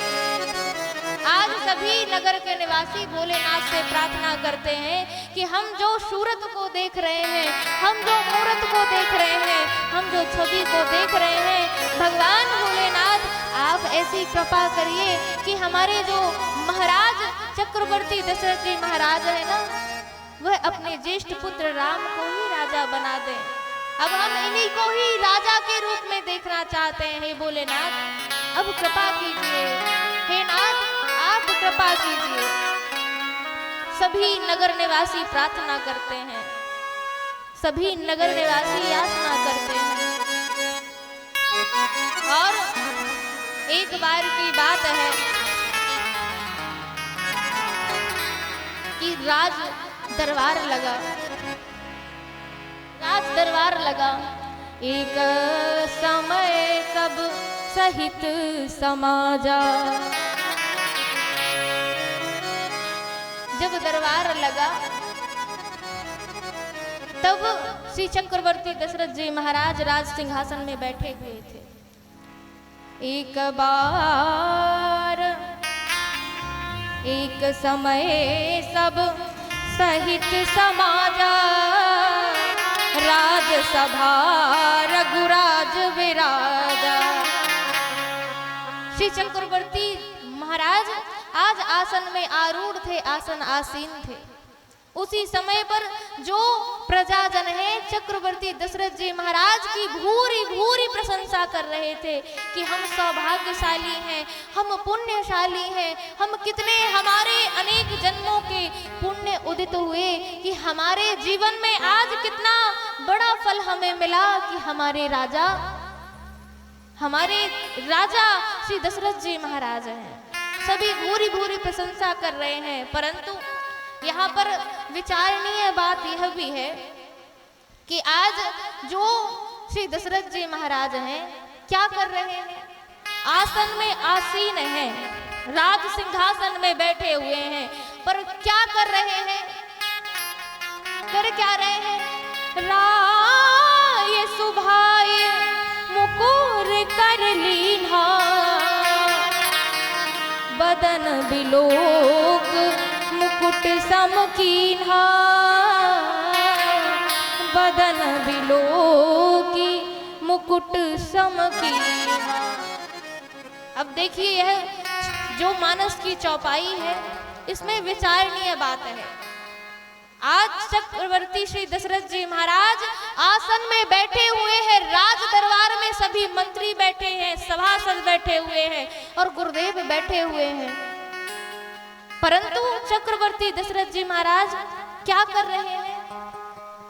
स्वभाव बस आईना उठाया और क्या किया? अपने स्वरूप को देख रहे हैं। अब यहाँ विचारणीय बात यह है कि जब राजसभा में बैठे हैं तो क्या उनको आईना देखना चाहिए, शीशा देखना चाहिए था? ये तो शिष्टाचार के अनुरूप नहीं है, अनुचित बात है। अब हम कथा कहने के लिए आते हैं और हम इस व्यास पीठ में कथा ना सुनाकर आईना देखने लगे तो ये शिष्टाचार के विरुद्ध है। अरे भाई, साज सज्जा करनी है तो रूम मिला है, अपने घर में अपने आश्रम में जहाँ निवास है वहां साज सज्जा करेंगे, आईना देखेंगे तो ये शिष्टाचार के अनुरूप बात होगी, परंतु हम आईना लाकर इस व्यासपीठ में देखेंगे तो ये उचित नहीं है। क्या है भला? नहीं है ना? तो आज ऐसी ही कंडीशन, ऐसी ही दशा चक्रवर्ती श्री दशरथ जी महाराज की है। वह बैठे तो राजसभा में है, पर कर क्या रहे हैं? आईना देख रहे हैं, जो शिष्टाचार के विरुद्ध है। परंतु मानो संकेत दे रहे हैं, यह चौपाई हमें संकेत देती है, यह प्रसंग हमें संकेत देता है कि जब हम किसी पद में प्रतिष्ठित हो जाएं, जब हम किसी पद में बैठ जाएं और हमारा जो आसन है उच्च हो जाए, तब हमें क्या करना चाहिए? अब यहाँ पर देखिए, जो राजा बैठे हुए हैं और जो जनता है, प्रजा है, वह भूरी भूरी प्रशंसा कर रही है कि आज हम सौभाग्यशाली हैं कि हमारे जैसे हमको राजा मिले, दशरथ जी महाराज राजा मिले, हम तो कितने पुण्यशाली हैं। परंतु देखा जाए तो जो श्री दशरथ जी महाराज का मुकुट है वह गिरने की दशा में है, परंतु फिर भी देखिए लोग प्रशंसा कर रहे हैं। प्रशंसा करने से हार नहीं मान रहे, प्रशंसा करते जा रहे हैं। कोई यह नहीं बता रहा कि आपका मुकुट गिरने वाला है, जो प्रशंसक है प्रशंसा ही कर रहे हैं। तो आज स्वभाव बस यह प्रसंग हमें संकेत करता है कि हम किसी बड़े पद में बैठ जाए ना, तो लोग भले ही हमारी प्रशंसा करते रहें, पर उस पद में बैठकर हमें यह विचार करना चाहिए, ये दर्पण क्या है? ये स्वभाव बस दर्पण उठाया तो ये क्या है? ये विचार रूपी दर्पण उठाया और देखा कि ये जो प्रशंसा कर रहे हैं, मैं इस पद में बैठकर इस प्रशंसा के पात्र हूँ या नहीं हूँ। लोग मेरी प्रशंसा तो बहुत कर रहे हैं, बड़ाई तो बहुत कर रहे हैं, परंतु क्या मैं इस प्रशंसा के, इस बड़ाई के पात्र हूँ? तो आज स्वभाव बस इसलिए श्री चक्रवर्ती जी महाराज ने मुकुर उठाया और अपने आप का आकलन किया है, और मानो जनता को यह संकेत देना चाहते हैं, संसार को, यह प्रत्येक प्राणियों को यह संकेत देना चाहते हैं कि भैया कितने भी बड़े पद में प्रतिष्ठित हो जाओ, परंतु कोई आपकी तारीफ करे, प्रशंसा करे तो अपने आप का आकलन जरूर मुकुर कर लो कि मैं इस प्रशंसा के काबिल हूँ, इस प्रशंसा के योग्य हूँ कि नहीं हूँ। यह हमें आप सभी को संकेत मिलता है।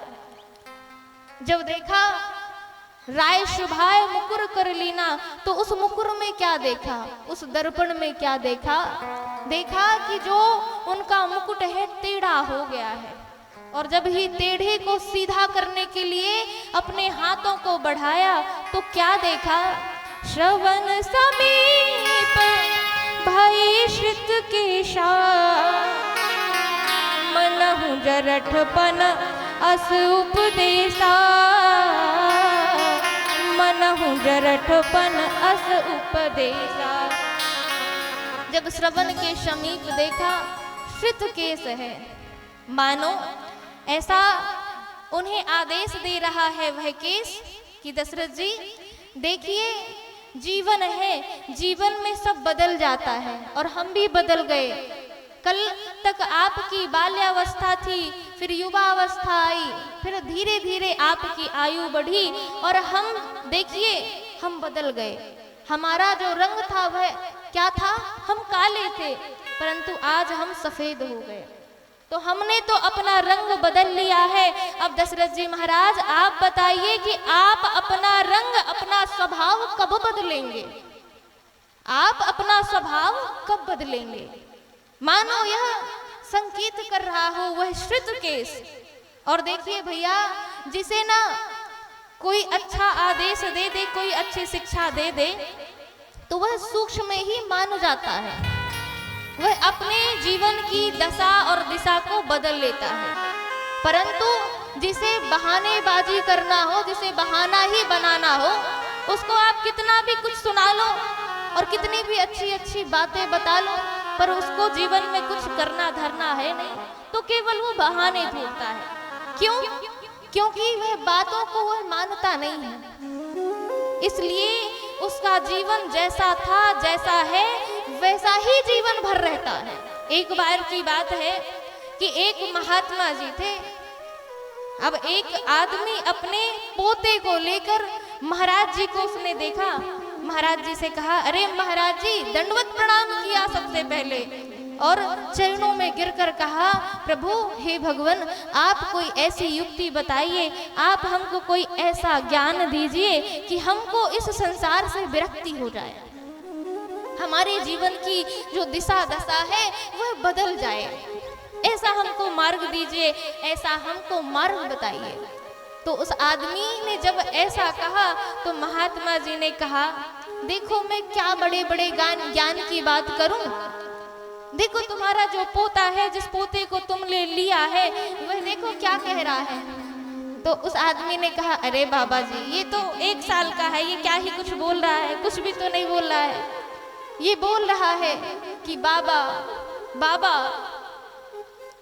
तो महाराज जी ने कहा कि इस बाबा बाबा में भी कितना सुंदर संकेत दिया है, तुम्हें नहीं पता? बोले नहीं नहीं, बाबा का अर्थ क्या है? महात्मा जी ने कहा, बड़ी गंभीर हो गए महात्मा जी, और महात्मा जी ने कहा, ये तुम्हें कह रहा है कि तुमने बचपन जवानी सब खो दिया, अब तुम तो वृद्ध हो गए हो, तो कह रहा है कि अब नाती पोता खिलाने की आवश्यकता नहीं है, अब तो बाबा बन जाओ, इसीलिए कह रहा है बाबा बाबा। पर वह भी विचित्र आदमी, बड़ा विचित्र आदमी था। उसने कहा, हे भगवान, आप बिल्कुल सही बोल रहे हैं, मैं आपकी बात को पूर्णतः सत्य मानता हूँ और आपके जो आदेश को मैं आचरित भी करूँगा। पर विडंबना क्या है? विडंबना ये है कि जो मेरी बेटी का लड़का है, जो मेरी बेटी का पुत्र है, जब वह गोद में आता है तो मैं विचार तो बना लेता हूँ कि मैं बाबा बन जाऊंगा, अब नहीं रहना इस संसार में, अब नहीं रहना अपने लड़के बच्चों के बीच में, अब तो बाबा ही बन जाना है। परंतु जब ये विचार आता है और लड़की का लड़का गोद में आता है तो वो कहता है नाना नाना नाना, अर्थात कि अभी नहीं, अभी बाबा मत बनो, अभी हमको खिलाओ। तो भैया देखो, ये कथा तो छोटी सी है पर हमको बड़ा सुंदर संकेत करती है कि जिसे जीवन में कुछ अच्छा करना होता है वह कभी बहाने नहीं ढूंढता। जिसे भगवान का प्रेम पाना होता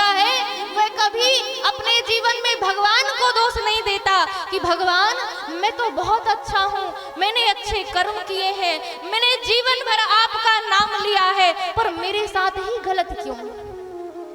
अगर भगत होगा, भगत के विचार वाला होगा, तो वह भगवान को कभी नहीं दोषी ठहराएगा। वह जानता है कि भगवान जो करते हैं, जो भगवान ने किया है, मेरे अच्छे के लिए किया है। और हमारी दशा कैसी होती है? हमारी दशा ऐसी होती है कि भगवान के सामने मंदिर जाएंगे, आंख बंद करेंगे और भगवान से मांगेंगे। और वह मांग भी कैसी होती है, आप लोगों को पता है? हमारी मांग भी कैसी होती है कि हम समुद्र के पास खड़े हो जाते हैं, भगवान के सामने खड़े होते हैं और मांगते क्या हैं? भगवान हमको समुद्र देना चाहते हैं, भगवान हमको समुद्र देना चाहते हैं। और हम उनसे क्या मांगते हैं कि भगवान मुझे एक चम्मच जल दे दीजिए। ऐसी हमारी मांगे होती हैं, ऐसी हमारी मांगे होती हैं। इस माँ कंकाली के दरबार में देखिए, जो मन से, जो कामना युक्त भाव से भगवान से मांगता है, माता रानी से मांगता है, जो अर्जी लगाता है, तो माता रानी उसे ना, जो उसकी मनोकामना होती है वह पूर्ण कर देती हैं। परंतु भावना से पूरित होकर जो जीव माता रानी के दरबार जाता है और भावना से पूरित होकर मांगता है, तो माता रानी को जो प्रिय होता है, माता रानी वो आपको देती है। तो आप माता रानी से ना मांगो, माता रानी को ही मांग लो। इसलिए बहुत सुंदर भाव है, परंतु इन भावों का गाने का समय है नहीं। तो आगे कथा को बढ़ाते हुए, तो क्या मैं चर्चा कर रही थी कि जिसे जीवन में कोई भी भाव मिलता है, विचार मिलता है, आदेश मिलता है, गुरु द्वारा, महात्मा द्वारा कोई भी आदेश मिलता है, तो वह बहाने नहीं ढूंढता।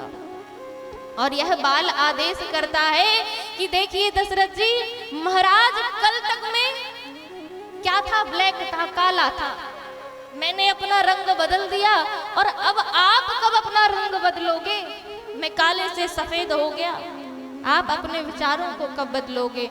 आज मानो यह संकेत दे रहा है बाल। आज श्री दशरथ जी महाराज विचार करते हैं कि जो मेरा पुत्र ज्येष्ठ राम है, उसको जुबराज बना देना चाहिए। नृप जुबराज राम कहूँ देहू, जीवन जन्म लाभ किन लेहू।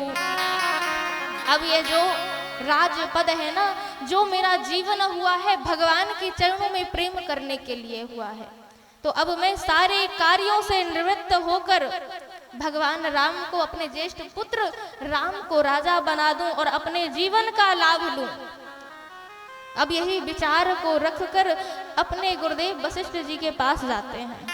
और जैसे ही वशिष्ठ जी महाराज के पास जाते हैं, तो वशिष्ठ जी महाराज से कहते हैं, अब अभिलाष एक मन मोरे, अभिलाष एक मन मोरे। विचार करते हैं कि मेरे मन में एक ही विचार है, अब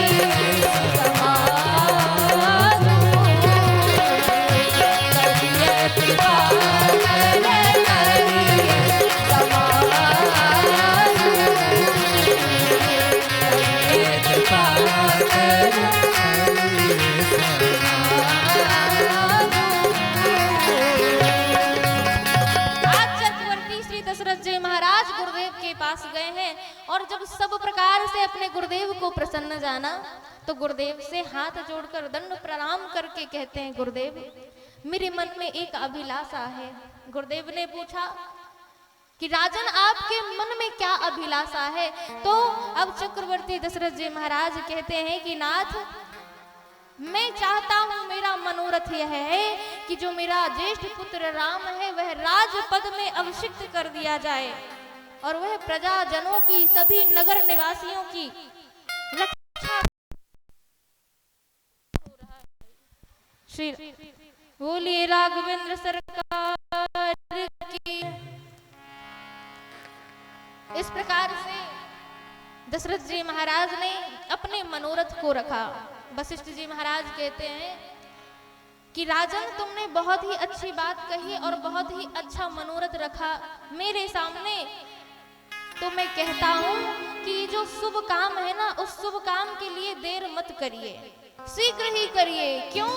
क्योंकि बेगी विलंब न करिए साजिए सबुई समाज, सुदिन सुमंगल तब ही जब राम हो ही जुबराज, राम हो ही जुबराज। वशिष्ठ जी महाराज कहते हैं कि राजन इस नेक काम में, इस सुदिन सुमंगल में आपका जो मनोरथ है ना वह बहुत ही सुंदर है, तो आप विलंब मत करिए। पर अगर इस चौपाई में अगर हम थोड़ा सा मंथन करें, चिंतन करें, तो वशिष्ठ जी महाराज कहते हैं कि चक्रवर्ती दशरथ जी महाराज मेरा ऐसा मानना है कि राम जी को आप राजा बनाना चाहते हैं ना। आप कहते हैं सुदिन सुमंगल है, परंतु वह सुदिन कब सुमंगल है? जब राम जी राजा बनेंगे। राम जी कभी भी राजा बने, वह दिन, वह नक्षत्र मंगल ही मंगल करने वाला होगा। अब वही नहीं कहा, ये मानस की चौपाई कहती है कि वशिष्ठ जी महाराज ने ये नहीं कहा कि सुदिन सुमंगल अब ही जब, लिखा है तब ही जब, कि राम जी जब राजा बनेंगे। राम जी कभी भी राजा बने, वह तो वह नक्षत्र, वह दिन, वह तिथि मंगल ही मंगल करने वाली होगी। इस प्रकार से आज जैसे वशिष्ठ जी के वचनों को सुनते हैं तो राजा दशरथ जी महाराज प्रसन्न हो गए और सभी नगर निवासियों में ढिंढोरा पिट गया कि राम जी राजा बनेंगे।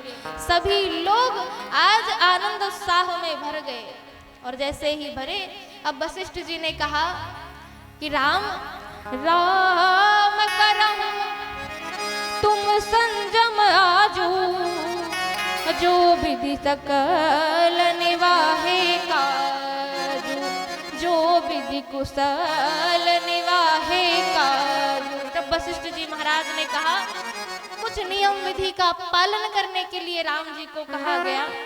राम जी ने कहा, प्रभु आप यह तो बताइए, पिताजी ने ऐसा आदेश दिया है कि मैं ही राजा बनूं, ऐसा क्यों नाथ?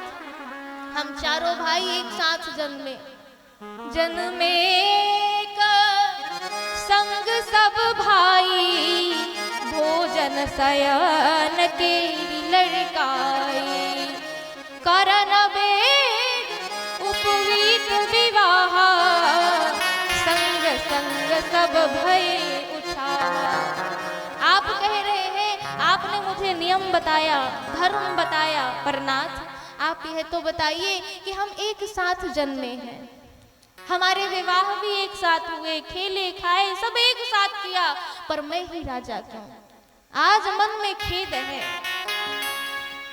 और राघवेंद्र सरकार के मन में खेद है।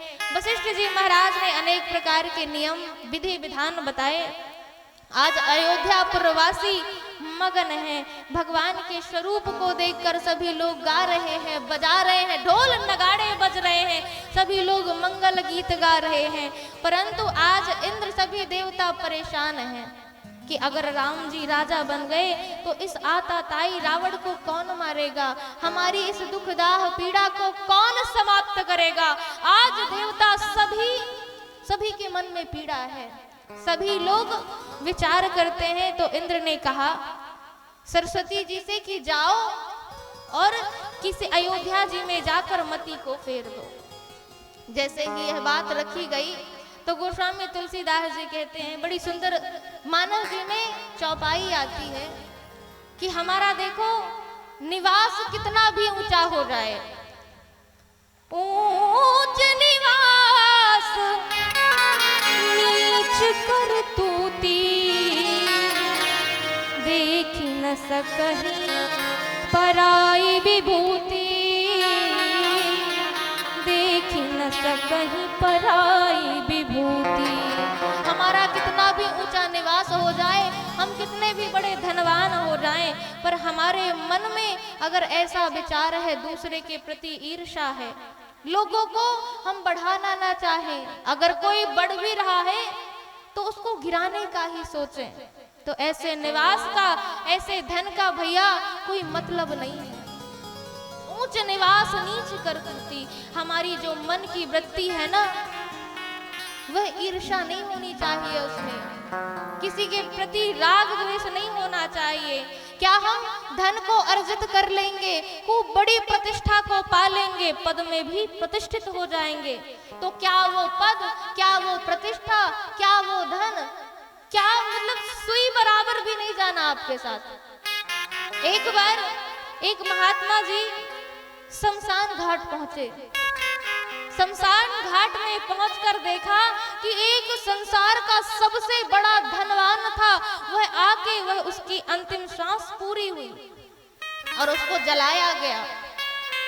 और जब उसकी चिता शांत हुई और फिर महाराज ने देखा कि एक जो सबसे गरीब था, उसके पास कुछ नहीं था, उसकी भी अंतिम सांस पूरी हुई और उसको भी चिता में जलाया गया। और जलाया गया, उसकी भी राख शांत हो गई, चिता शांत हो गई।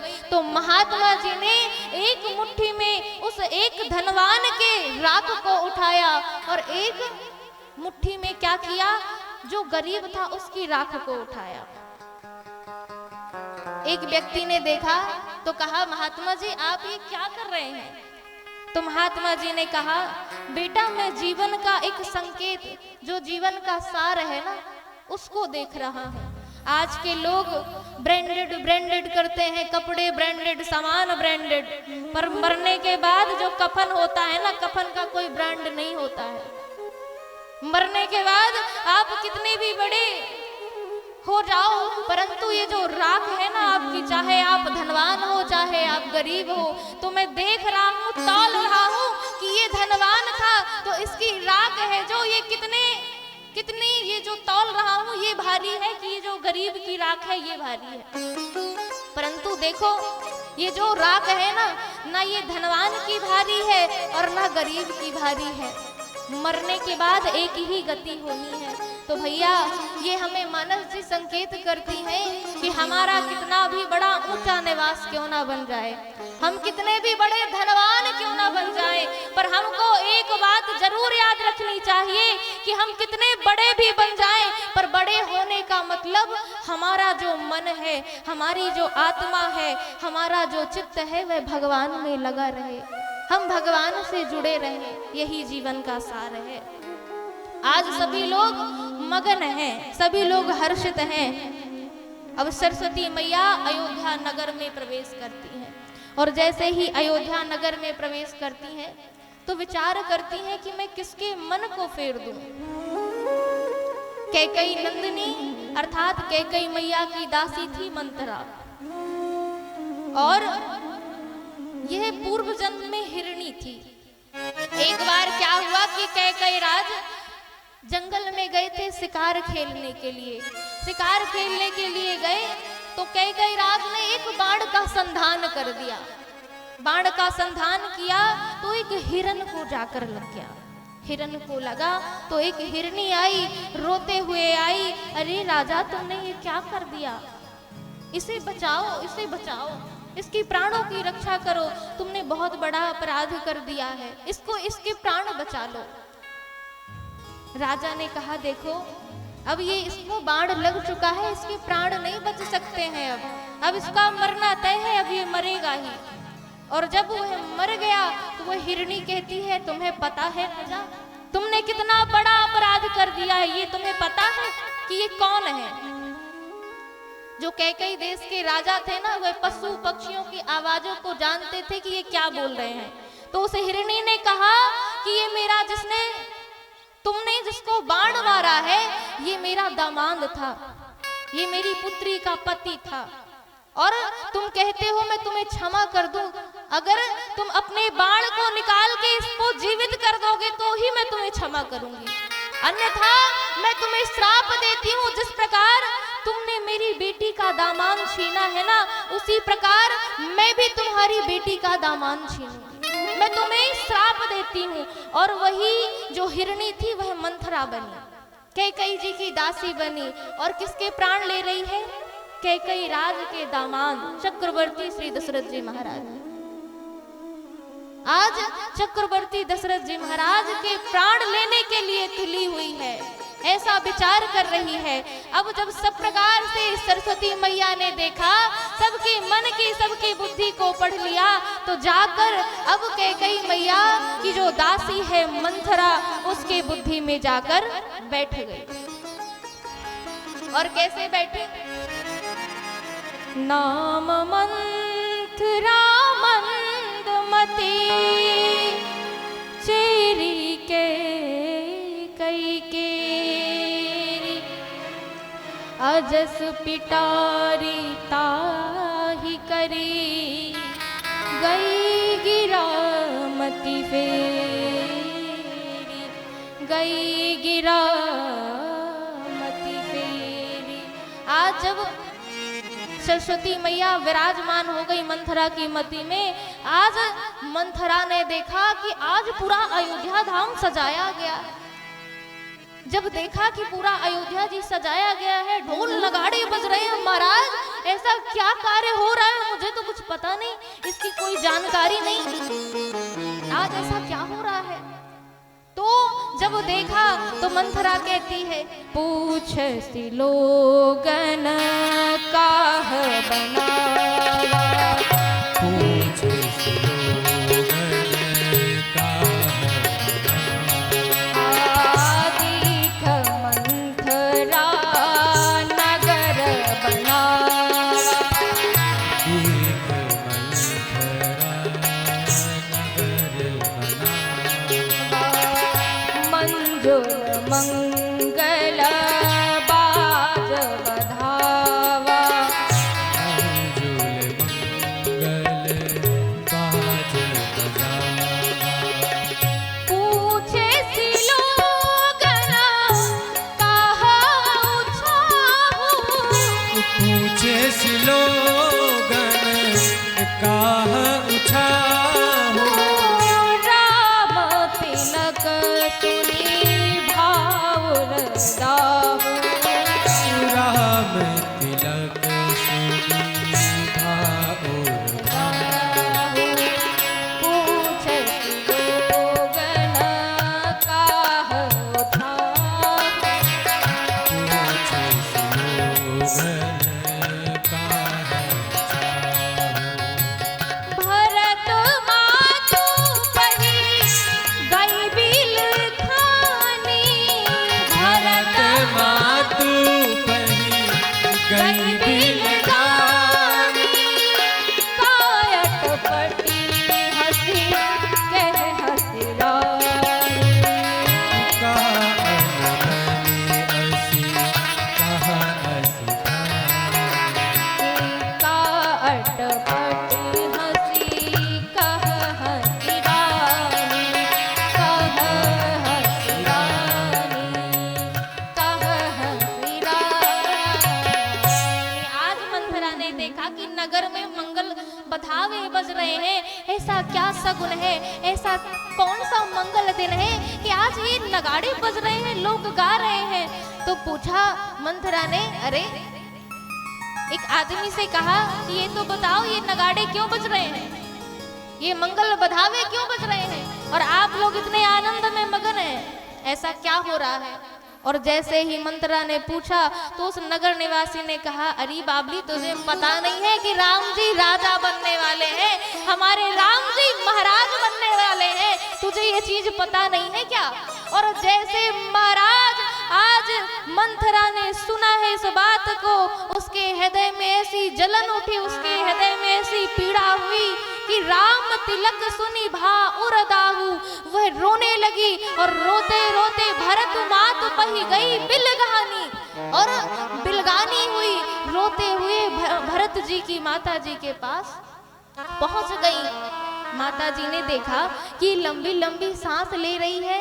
अरे मंथरा क्या हुआ, तू आज क्यों बिल्कुल ऐसे शुभ अवसर पर ये विषाद कर रही है? क्या बात है, क्या कारण है ऐसा कि तू, तेरा मुख म्लान क्यों है, तू रो क्यों रही है?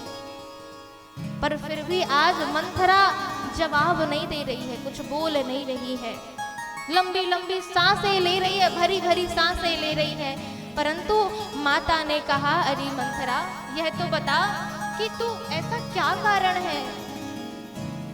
आज मेरा राम कुशल साथ से तो है, पर फिर भी आज कुछ नहीं बोल रही। मंथरा तो कहती है कि मुझे ऐसा लग रहा है कि ये जो लखनलाल जी है ना, लखनलाल जी ने तुझे कोई ऐसी सीख दी है, इसीलिए तू ऐसा गाल फुला के बैठी है। सत्य है क्या यह? फिर भी मंथरा आज चुप है, भरी भरी सांसें ले रही है, रो रही है, बार बार पूछने पर नहीं बता रही, नहीं कह रही कुछ, मौन है, शांत है। तो भरत जी की माता जी ने पूछा, अरे मंथरा यह तो बता कि मेरा राम कुशलता से तो है ना, कुशल राजा तो कुशलता से है ना? अब मंथरा बोल पड़ी कि रानी तुम ये जो प्रश्न कर रही हो ना कि तुम्हारे राम कुशल से हैं, तो मैं ये कहती हूँ कि राम के अलावा इस अयोध्या में कौन कुशल होगा? कौन कुशल होगा? तुम्हें पता नहीं? तो माता जी ने कहा कुशल होगा, ये कैसी बातें कर रही हो मंथरा, क्या कारण है?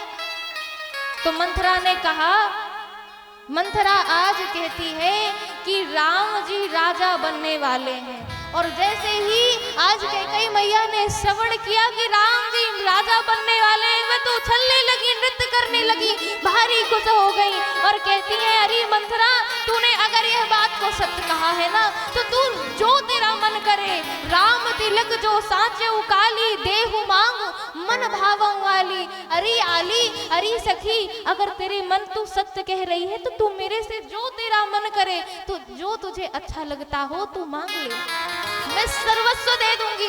आज मेरा राम, आज मेरा पुत्र राम राजा बनेगा, तू मांग ले, तू क्या चाहिए तुझे? और जैसे ही वह कहती है तो आज मंथरा भरी भरी सांस लेने लगी और ना जाने अनेक प्रकार से वार्ता करती हैं। परंतु आज जैसे ही कैकेयी मैया ने सुना कि यह मुझे भड़का रही है, राम के प्रति विरोध कर रही है, तो एक तमाचा जड़ दिया और मंथरा भूमि में लौट गई, गिर गई। और अब मैया कहती, अरे मंथरा ये तू हर्ष के समय विषाद क्यों कर रही है? अरे तू बावली हो गई है क्या? बता क्या कारण है?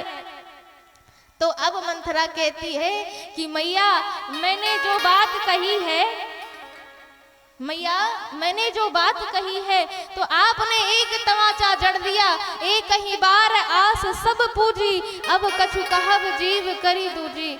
आपने मेरा मुंह एक तमाचे में ही बंद करवा दिया। अब पूछ रही हो कि अब क्या कारण है, अब मैं कौन सी जीभ लगा के बोलूं कि राम राजा बनने वाले हैं? परंतु एक बात आप याद रखिएगा, मुझे तो ऐसा लगता है कि आप लोग ना, मैया रानी, आप जो है ना, आपके सामने कोई मीठी मीठी आपकी तरह ही बात करे, वो लोग आपको अच्छे लगते हैं। मैंने भी आज से विचार कर लिया कि मैं भी अगर बोलूंगी नहीं, एक तो मैं बोलूंगी नहीं, और बोलूंगी तो मीठी मीठी बनावटी बातें करूंगी, अन्यथा मौन रहूंगी। कहीं झूठ पूरी बात बनाई, ते प्रिय तुम ही करुई मैं माई। आज मैं जानती हूँ कि ये जो मैं बात कर रही हूँ तो तुम्हें कड़वी ही लग रही है, इसलिए पर एक बात जान लीजिए, अब मैं भी वही ठकुर सुहाती वाली बात कहूंगी, मीठा मीठा बोलूंगी।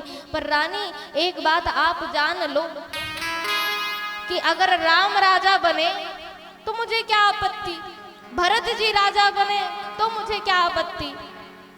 कोंडिप होई हम ही कहानी, तेरी छाड़ की होव की रानी। आप यह तो बताइए कि राम जी राजा बने या भरत जी राजा बने, कोई भी राजा बने, मैं दासी छोड़कर रानी तो बनूंगी नहीं कि मुझे रानी बना दिया जाएगा, परंतु मैं आपके लिए मजबूर हूँ। मुझे आपका दुख, आपकी पीड़ा दिख रही है, इसीलिए मैं आपके बारे में कह रही हूँ कि अगर राम राजा बन गए ना तो आपके लिए ब्रह्मा जी ने विपत्ति का बीज बो दिया है। देखो, और जब आज मंथरा ने कहा, इस चौपाई से, इस बात से कैकेयी मैया का जो मन है ना वह परिवर्तित हो गया। भानु कमल कुल पोषणहारा, बिनु जल जारी करई सोई छारा, बिनु जल जारी करई सोई छारा। जो सोचती हो रानी, देखो कि तुम्हारा जो राम है ना वह राजा बन जाएगा, वो तुम्हारे अनुकूल हो जाएगा, पर मैं कहती हूँ कि अगर राम राजा बन गए ना तो सोच के चलो, यह विचार लो कि ब्रह्मा जी ने तुम्हारे लिए विपत्ति का बीज बो दिया है। और मैं जिस प्रकार सूर्य कमल को पोषण करता है, कमल को पोषण पालन करता है, परंतु वही धीरे धीरे उस कीचड़ को, उस पानी को सुखाकर उस कमल को एक दिन नष्ट कर देता है, ठीक ऐसी ही परिस्थिति तुम्हारी है। यह विचार कर लो कि राम राजा बने तो तुम्हारा हित है और या भरत राजा बने तो तुम्हारा हित है। तुम क्या जानती हो कि राजा तुम्हारे बस में है?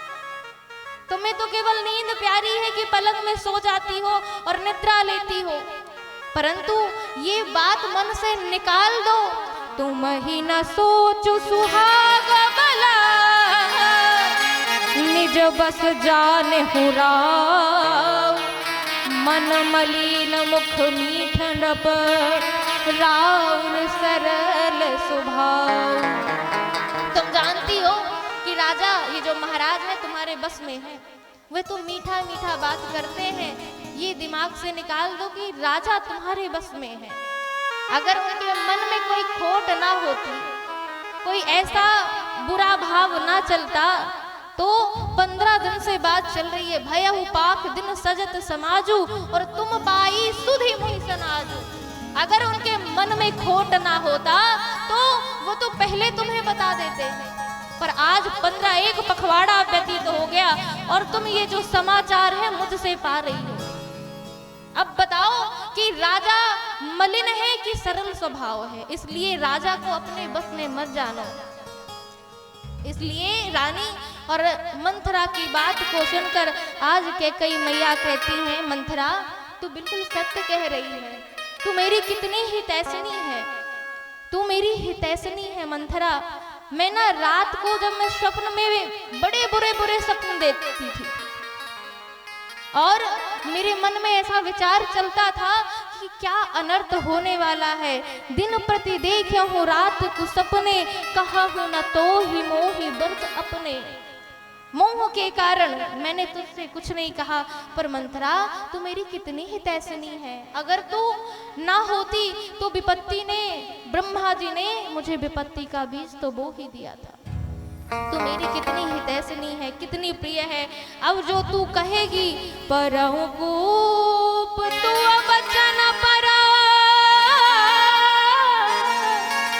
सकहु पूत पति त्यागी, कहसी मोर दुख देखी बड़ा, कस न करब हित लागी। तू मेरी इतनी हितैषिणी है, तू मेरे दुख को, तू मेरे दर्द को, तू मेरे पीड़ा को देखकर तूने मेरा कितना भला किया है। तेरे कहने पर मैं अपने पुत्र और पति को भी त्याग सकती हूँ। ऐसी वार्ता आज कैकेयी मैया कर रही है। अब मंथरा कहती है कि महारानी आप ये बात तो समझ गई है, अब काम की बात करी जाए। ये जो कौशल्या है ना, देखो इसने कैसा षड्यंत्र किया है। इसने कैसा षड्यंत्र किया कि वो मीठा मीठा राजा से बताकर अपने वश में कर लिया। और देखो कैसा षड्यंत्र किया कि अपने ज्येष्ठ पुत्र राम को राजा बनवाने लगी। और देखो राम जी कल राजा बन जाएंगे। इसलिए तुम ऐसा अब कुचक्र चलो, ऐसा तुम कार्य करो कि तुम्हारा पुत्र राम नहीं, तुम्हारा पुत्र भरत राजा बने। तुम्हें याद है कि तुमने देवासुर संग्राम में 2 वरदान मांगे थे, और वह वरदान तुम जाओ और तब तक मत मांगना जब तक श्री चक्रवर्ती दशरथ जी महाराज राम की सौगंध ना खा ले, राम की शपथ ना ले ले, तब तक तुम अपने वो 2 वरदान मत मांगना। इस प्रकार से 2 वरदान भूप सन थाती, और मांगहूं आज जुड़ावहूं छाती। जो थाती स्वरूप है वह वरदान मांग लो। अब रानी जाकर कोप भवन में चली गई, मोटे मोटे वस्त्रों को पहन लिया, आभूषणों को अलंकारों को उतार कर भूमि में फेंक दिया, और मणि जड़ित रत्न पर फर्श पर जाकर लेट गई। जब चक्रवर्ती दशरथ जी महाराज को पता चला कि रानी आज कोप भवन में है, तो आज चक्रवर्ती महाराज की जो मनोदशा है वह अंदर ही अंदर मानो सूख गए, भयभीत होने लगे कि आज ये कैकेयी हर्ष के समय विषाद क्यों कर रही है। यह विचार करते करते साँझ समय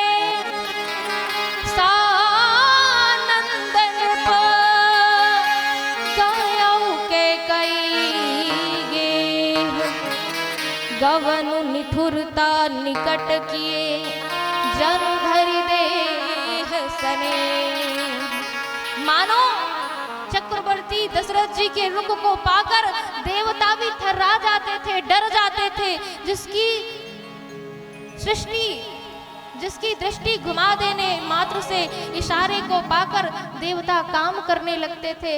आज वही दशरथ जी महाराज अपनी पत्नी के गुस्से को, अपने पत्नी के क्रोध को, हर्ष के समय इन्होंने विषाद क्यों किया, यह सोच सोच कर दुखित हैं। और जैसे ही कोप भवन में प्रवेश किया तो क्या देखा कि आज कैकेयी जी अपने वस्त्रों को उतार कर मोटे मोटे वस्त्र परिधान पहने हुए हैं, अपने अलंकारों को भूमि में डाल दिया है।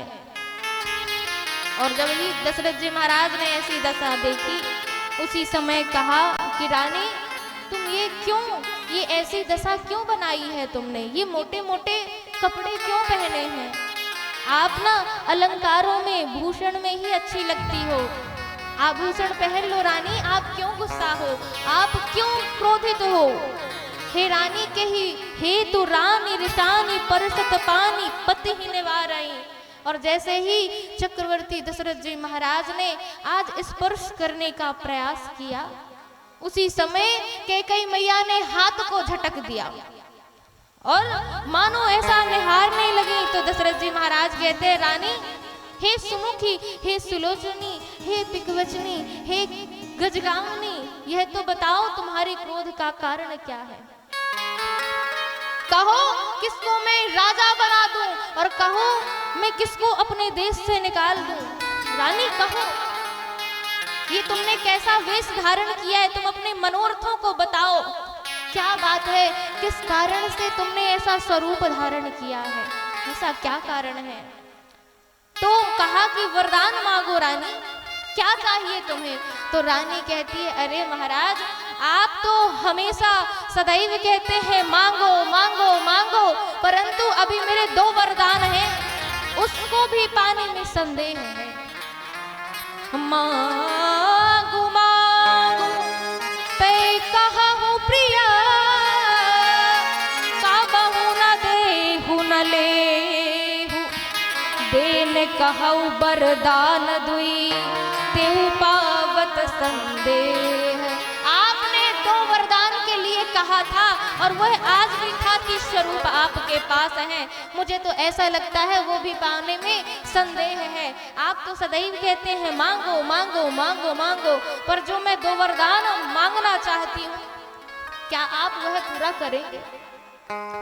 आज जब दशरथ जी महाराज ने कैकई मैया की बातों को सुना तो कहते हैं देवी अभी तुम्हें संदेह है कि तुम्हारे दो वरदान जो तुम मांगोगी वह संदेह है कि तुम नहीं पाओगी, मैं तुम्हें नहीं दूंगा। ये तो रघुकुल की रीति है, रघुकुल रीति सदा चली आई, प्राण जाई पर वचन न जाई। ये रघुकुल की रीति है। और जब राम जी की शपथ आज कैकई मैया कहती है मैं वरदान तब मांगूंगी जब आप राम जी की शपथ खाएंगे, जब राम जी की शपथ लेंगे। और राम जी की श्री दशरथ जी महाराज शपथ लेते हैं, उसी समय कैकई मैया वरदान मांगती हैं और कहती हैं, क्या कहती हैं? तापस बेस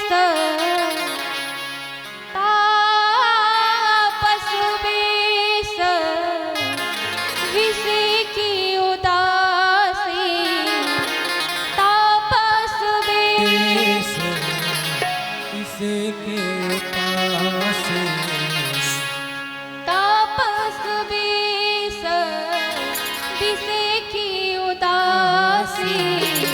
14 बरिस राम बनवासी, सुनहु प्राण प्रिय, सुनहु प्राण सुनहु प्राण प्रिय, भावत जी का देहु एक वर भर तनि टीका।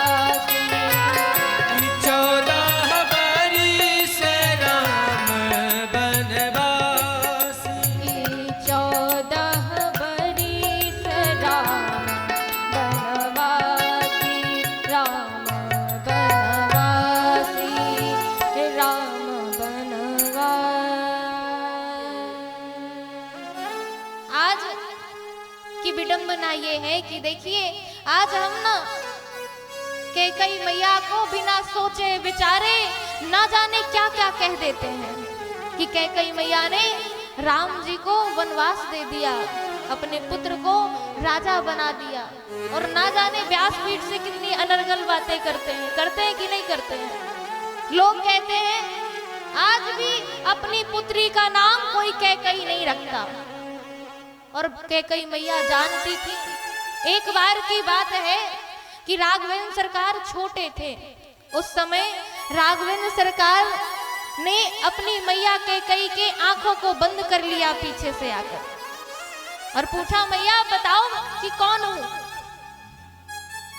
तब कैकई मैया ने कहा कि ये ऐसा कार्य तो मेरा लखन ही कर सकता है, इतना चंचल तो मेरा लखन ही है।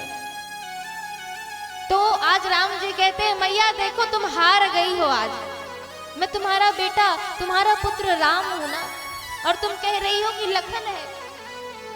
आप हार गई हैं तो अब हारने के फल स्वरूप आप मुझे वरदान दीजिए।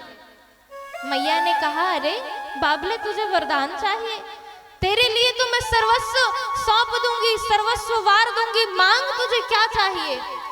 और राम जी ने कहा मैया देखो सर्वस्व लुटा देना, सर्वस्व निछावर कर देना ये छोटी बात है, परंतु जो मैं मांगने जा रहा हूं ना ये बहुत बड़ा कार्य है मां, और आप नहीं करेंगे तो मुझे लगता है घर परिवार संसार में इस कार्य को कोई नहीं कर सकता, इस कार्य को कोई नहीं कर सकता। तो राम जी ने हाथ जोड़कर कहा माँ जब मेरी राजा बनने की बात नगर निवासी करे, पिताजी करे, गुरुजी करे, तो आपको मुझे वरदान देना है कि आप मुझे वरदान स्वरूप पिताजी से कहेंगे कि मुझे वरदान चाहिए, मेरे पुत्र को राजा बना दिया जाए, भरत जी को राजा बना दिया जाए, और ये राम है ना इस राम को 14 वर्षों का वनवास दे दिया जाए। और जैसे ही माता ने सुना आज अश्रुपूरित नेत्रों से कहने लगी राम तू जानता है ना कि इस वरदान को मांगने से मेरा जो सिंदूर है वह वैधव्य में बदल जाएगा। लाला परंतु जो तू मांग रहा है ना ये है तो बड़ा कठिन, परंतु अगर तूने मुझे इस योग्य समझा है तो मैं इस कार्य को जरूर पूरा करूंगी। और रोने लगी, राम जी को अंक में भर लिया। आज वही दृष्टांत याद करके, वही वाक्य याद करके आज कैकई मैया उसी वरदान को पूरा कर रही है। कहती है हे नाथ सुनहु प्राण प्रिय भावत जी का, मेरे मन को ऐसा वरदान भाता है कि देहु एक बर भर तही टीका। मेरे पुत्र राम को, मेरे पुत्र भरत को राज तिलक दे दिया जाए। और जैसे ही महाराज दशरथ जी महाराज ने आज सुना है वह अश्रुपूरित नेत्रों से कहते हैं अरे रानी ये तुम कैसा परिहास कर रही हो, ये तुम क्या कह रही हो, तुम तो भरत से अत्यधिक स्नेह करती हो, पर भरत से भी अत्यधिक स्नेह होने के बाद भी तुम तो राम भरत से ज्यादा राम को प्रेम करती हो। पर आज तुम ये कैसी, ये तुम परिहास कर रही हो ना, आज तुम उपहास कर रही हो ना। बताओ रानी मेरे हृदय में कंपन हो रहा है, ऐसा लगता है कि मेरे प्राण ही चले जाएंगे। ऐसा उपहास ऐसा परिहास ना करो रानी, ऐसा ना कहो, कह दो कि तुम परिहास कर रही हो, कह दो रानी कि तुम मजाक कर रही हो, कह दो रानी कि ये विनोद बस तुम बातें कर रही हो, कह दो रानी। और जैसे ही इस बात को सुना आज कैकई मैया ने कहा कि आप क्या समझते हैं, मैं कैकई देश की नंदिनी हूँ, रानी हूँ, क्या मैं चना चवेना मांग लूंगी। और बड़ी क्रूर बातें कर रही हैं, क्रूर बातें करते हुए हाथ जोड़कर अब थरथराने लगी, कंपित होने लगी, थरथराने लगी, कंपित होने लगी। बोलिए राघवेंद्र सरकार की जय। जब कंपित होने लगी हाथ जोड़कर कहती हैं जय श्री राम। श्री विनोद कुमार तिवारी जी सरपंच ग्राम पंचायत देवरा खुर्द इस समय वैदेही जिसे आशीर्वाद आपने प्राप्त किया है, बहुत बहुत अभिनंदन वंदन स्वागत तिवारी जी का। और इसी अवसर पर हमारे बीच ग्राम पठरा से कुंवर सुनील सिंह बघेल जी जनपद सदस्य एवं श्री ललन सिंह जी शांदी दाऊ साहब हमारे बीच उपस्थित हैं, व्यासपीठ से आशीर्वाद प्राप्त करें। बहुत बहुत धन्यवाद, आत्मीय अभिनंदन।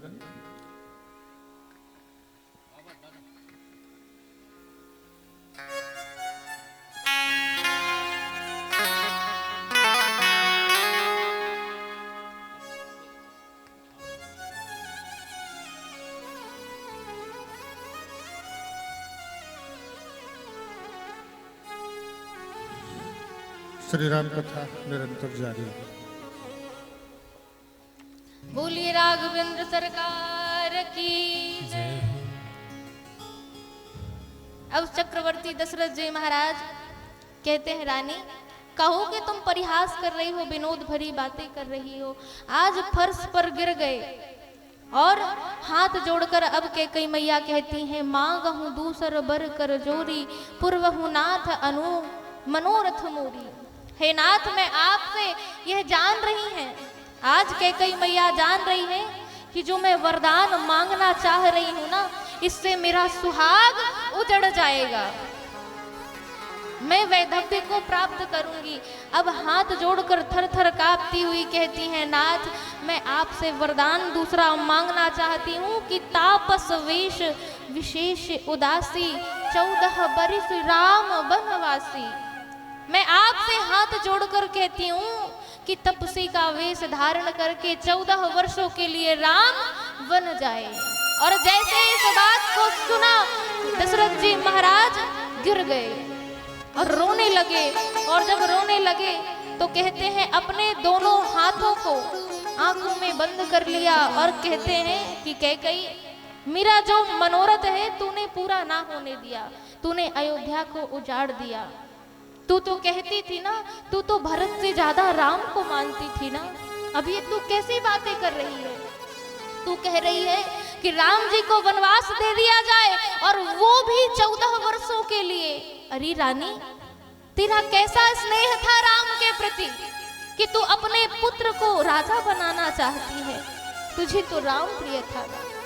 ये कहते कि तू परिहास कर रही है।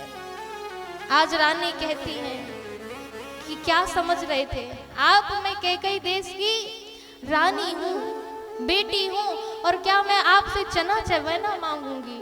आपको देखिए, आप ये रोना धोना बंद करिए, मुझे आपकी ये जो पंचायत है ये ना मुझे बिल्कुल नहीं सुहा रहा। आप तो अयोध्या के राजा हैं ना, चक्रवर्ती दशरथ जी महाराज, जिनका नाम तीनों दिशाओं में, चारों दिशाओं में व्याप्त है कि रघुकुल रीति सदा चली आई, प्राण जाई बरु वचन न जाई। देखिए, आप रघुकुल की नीति रीति सबसे भली भांति परिचित हैं। ये इस रघुकुल में कितने बड़े बड़े राजा हुए। शिवी ने कबूतर को अंग काट कर दे दिए, दधीची ने परोपकार के लिए अपनी हड्डियों का दान दे दिया, और हरिश्चंद्र ने अपने बीच काशी में अपने शरीर को बिकवा दिया, अपने आप को बिका दिया। आप उसी कुल के हैं, आप उसी कुल के हैं, आप उसी सूर्यवंश के हैं, और आप रो रहे हैं। देखिए, आपका ये रोना धोना मुझे बिल्कुल पसंद नहीं आ रहा है, बिल्कुल अच्छा नहीं लग रहा है। अगर आप वरदान नहीं देना चाहते तो मना कर दीजिए, आप कह दीजिए कि मुझे नहीं देना, और जगत में अपयश को प्राप्त करिए। परंतु ये आप रो रहे हैं, बिलख रहे हैं, ये मुझे अच्छा नहीं लग रहा है। आज दशरथ जी कहते हैं कि आज मुझसे मेरे मन में जो नारियों के प्रति स्नेह था, विश्वास था, आज टूट गया। कब ने अब सरका गया नार विश्वास, किस अवसर पर नारी क्या कर दे, आज नारी के ऊपर से मेरा विश्वास समाप्त हो गया। और तूने कैकई, तूने तो इस अवध नगरी को उजाड़ दिया, सबके मनोरथों को, सबका मनोरथ था कि राम राजा बने, तूने सबके मनोरथों को तोड़ दिया रानी। और रानी कहती है कि प्रभु नाथ, आपको देना हो तो दीजिए, नहीं देना हो तो जग में अपयश लीजिए। परंतु अगर कल प्रातः कालीन हुई और राम जी वन नहीं गए 14 वर्षों के लिए, और मेरा भरत राजा नहीं बना, तो इतना याद रखिएगा, होत प्रात मुनि वेश धरी, जो न राम वन जाय, तो मोर मरन राउर अजस, नृप समुझिय मन माहि, नृप समुझिय मन माहि। इतना आप समझ लीजिएगा कि प्रातःकालीन अगर 14 वर्षों के लिए राम वन को नहीं गए तो मेरा मरना होगा और आपका जगत में उपहास होगा। अब आप तय कर लीजिए कि राम वन को जाएंगे या आप राम को ही राजा बनाएंगे। राजा तो मेरा भरत ही बनेगा। आप सोच रहे हैं दानी भी बनना चाहते हैं और कृपणता भी कर रहे हैं, कंजूसी भी कर रहे हैं। दानी कहावत अरु कृपनाई होई की खेल कुशल रौताई। आप दानी भी बनना चाहते हैं सरकार, एक पैर नाव में मत रखिए, दोनों पैर रखिए तभी पार जा पाएंगे, नहीं तो जाने में संदेह है। आप धर्म में आरूढ़ होकर, अगर धर्म में आरूढ़ रहकर राम को वन भेज देंगे तभी आपकी जग में कीर्ति बढ़ेगी। इसलिए आप रोइए मत, अपने वरदानों को पूरा कीजिए। आज कैकेयी मैया की बातों को सोचकर श्री दशरथ जी महाराज रो रहे हैं, बिलख रहे हैं। और राम राम रट बिकल भुआलु, राम राम रट बिकल भुआलु, जनो बीनु पंख बिहंग बेहालु।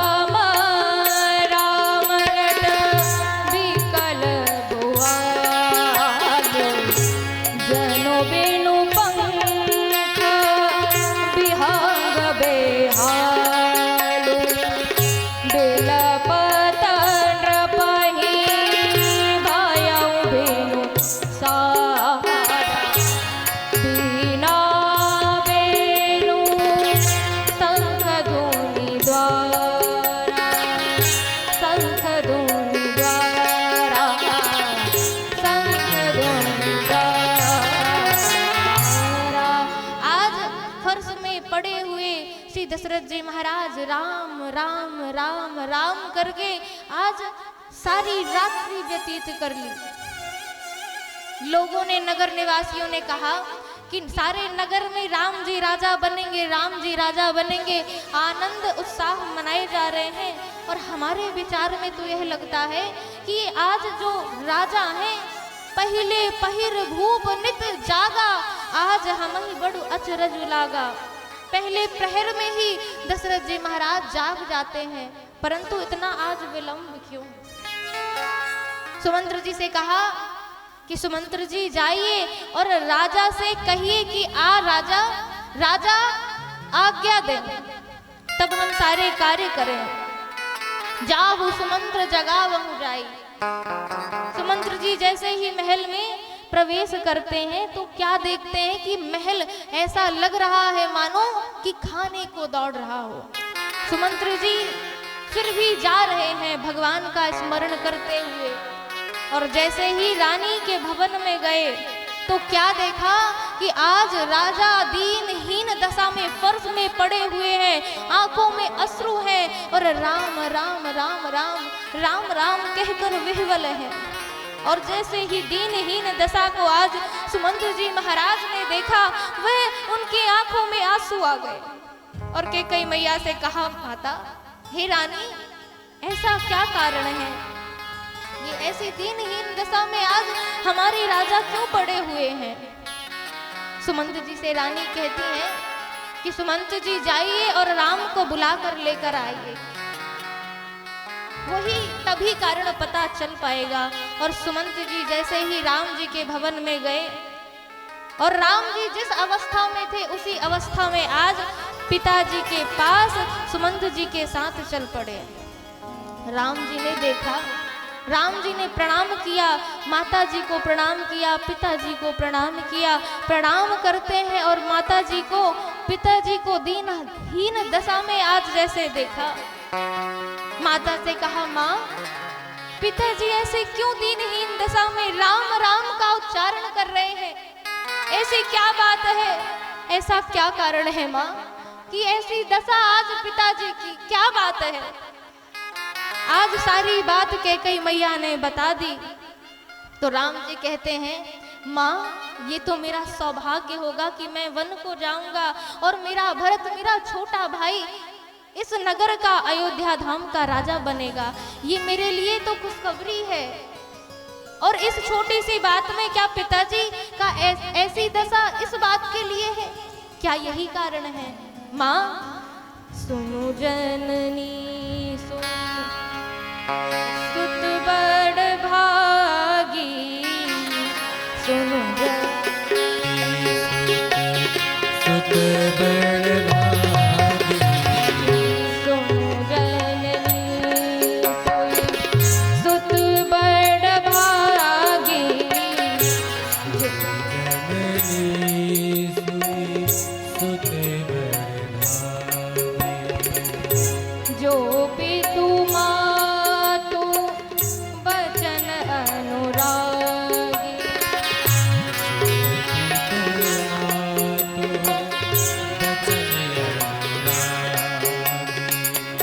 सुनो जननी सोई सुत बड़ भागी, जो पितु मातु बचन अनुरागी, तू बचन अनुरागी। आज राम जी कहते हैं, माँ वह पिता, वह बालक दुर्लभ होता है। सुनो जननी सोई सुत बड़ भागी, जो पितु मातु बचन अनुरागी। जो अपने माता पिता के वचनों में अमल करता हो, उनके प्रसन्नता के लिए हर कार्य करता हो, ऐसा पुत्र तो दुर्लभ ही होता है। माँ तनय मातु पितु तोष निहारा, जो अपने माता पिता को संतुष्ट करता है माँ, ऐसा बालक तो दुर्लभ ही होता है। और मेरा भरत राजा बनेगा और इस कार्य पर भी मैं वन को ना जाऊं तो मेरी मूढ़ लोगों में गणना होगी। माँ देखो, मैं वन को जाऊंगा तो मैं कितना सौभाग्यशाली हूँ कि मुझे वन में ना जाने कितने कितने महापुरुषों का दर्शन होगा। इस प्रकार से राम जी ने कहा और कहा, माँ मैं अपनी कौशल्या मैया को प्रणाम करके आता हूँ, इसके बाद मैं वन के लिए विदा होऊंगा।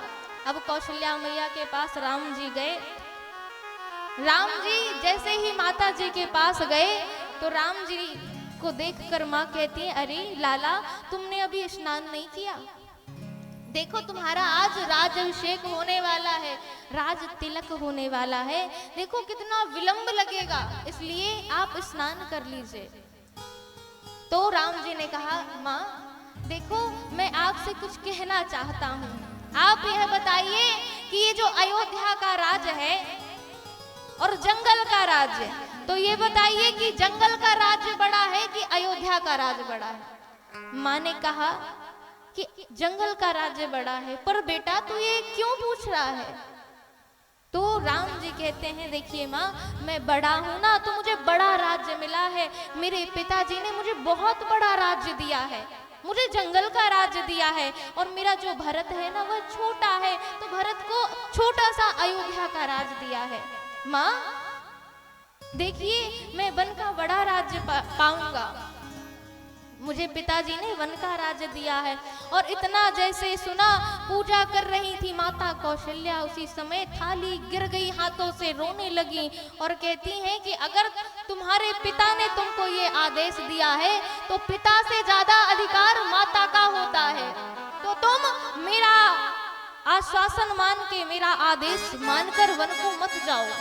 परंतु माता और पिता ने दोनों कहा है कि राम वन को जाओ, तो राम ये अयोध्या ये सूना करके जाओगे, ये अयोध्या अयोध्या नहीं रहेगा, जहां तुम रहोगे राम वही अयोध्या है, वही अयोध्या है।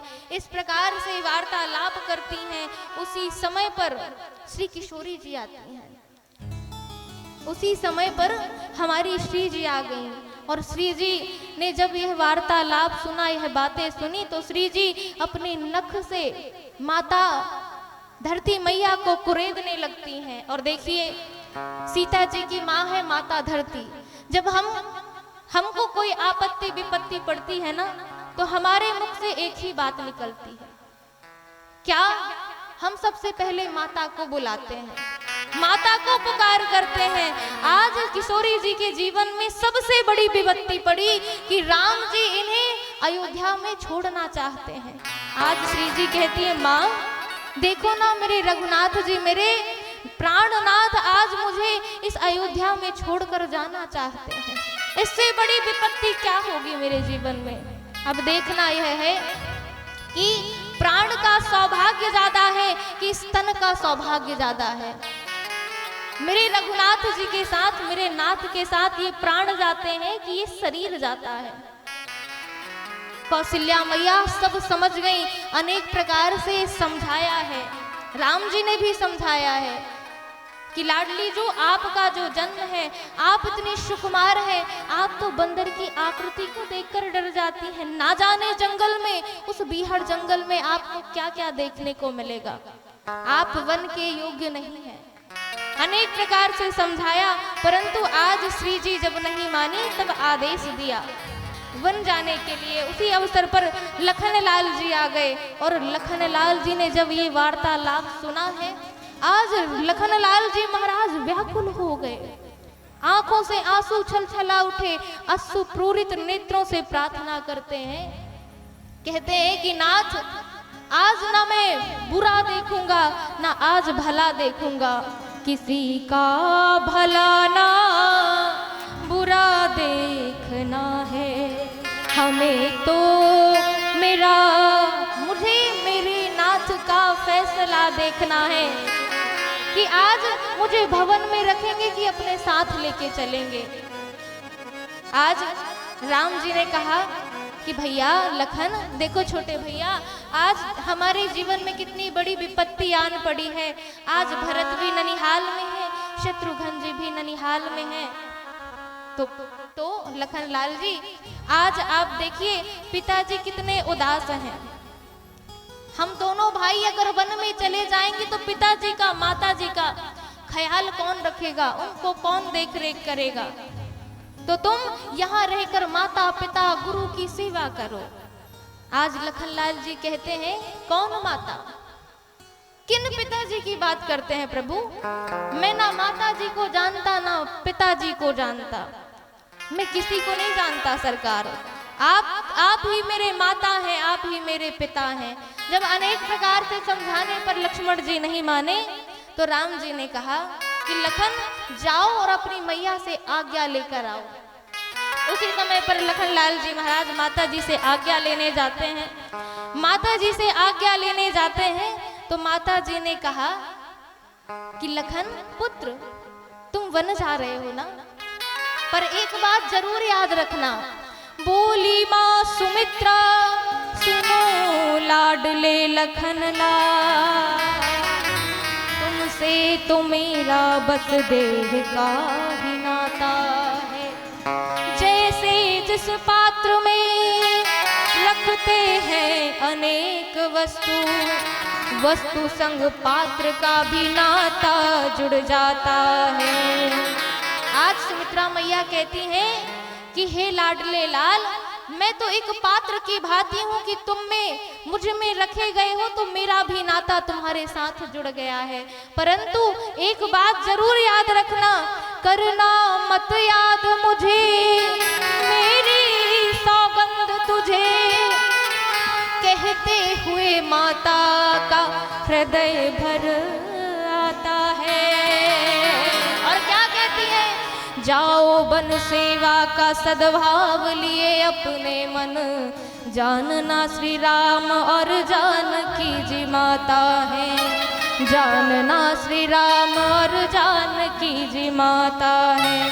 तात तुम्हारा मातु दे, तात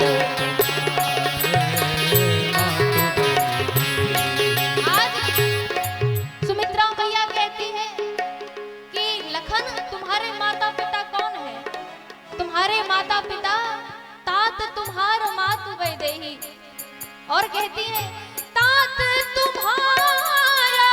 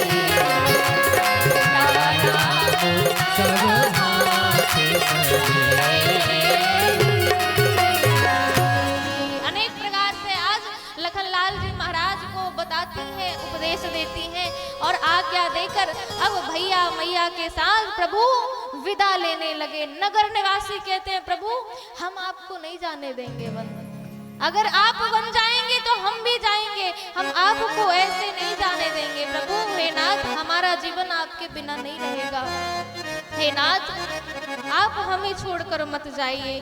सब रो रहे हैं, बिलख रहे हैं और बिलखते हुए कहते हैं नाथ हम आपके साथ ही जाएंगे। विलखते हुए आज राम राम करते हुए, राम राम कहते हुए भगवान राम भैया मैया सहित जैसे ही रथ में आरूढ़ हुए तो आज सभी नगर निवासी कह रहे हैं राजमहल से निकसे राम लखन सिया माई हो। राजमहल से निकले राम लखन सिया माई, महलों में खामोशी आँखों में रहनाई, महलों में खामोशी आँखों में भाई। राजमहल से निकसे राम लखन सिया माई। राजमहल से निकले राम लखन सिया माई।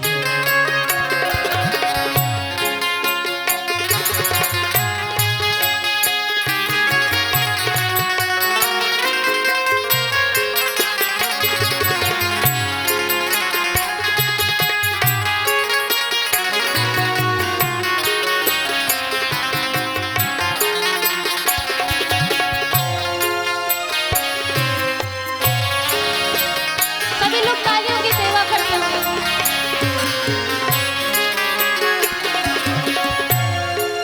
रास्ते में कांटे और कंकड़ हैं, रास्ते में कांटे और कंकड़ हैं, वन में कठिन सब अड़चन है।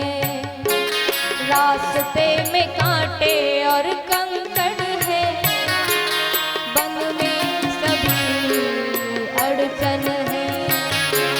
चलना होगा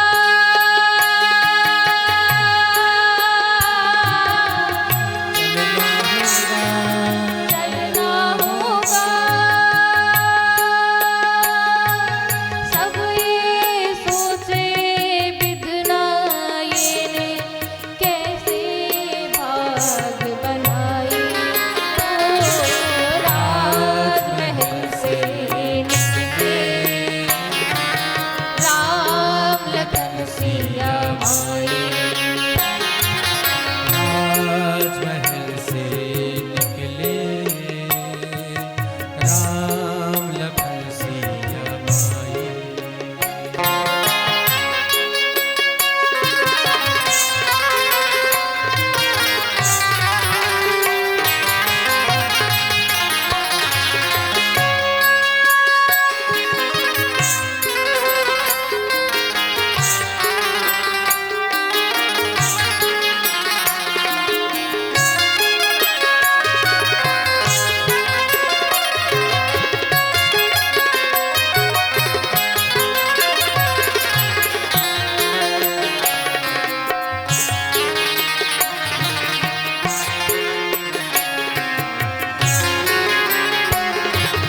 बीता था राजमहल में जीवन, मालूम नहीं था लिखा था हमको बन। बीता था राजमहल में जीवन, मालूम नहीं था लिखा था हमको बन। जाना होगा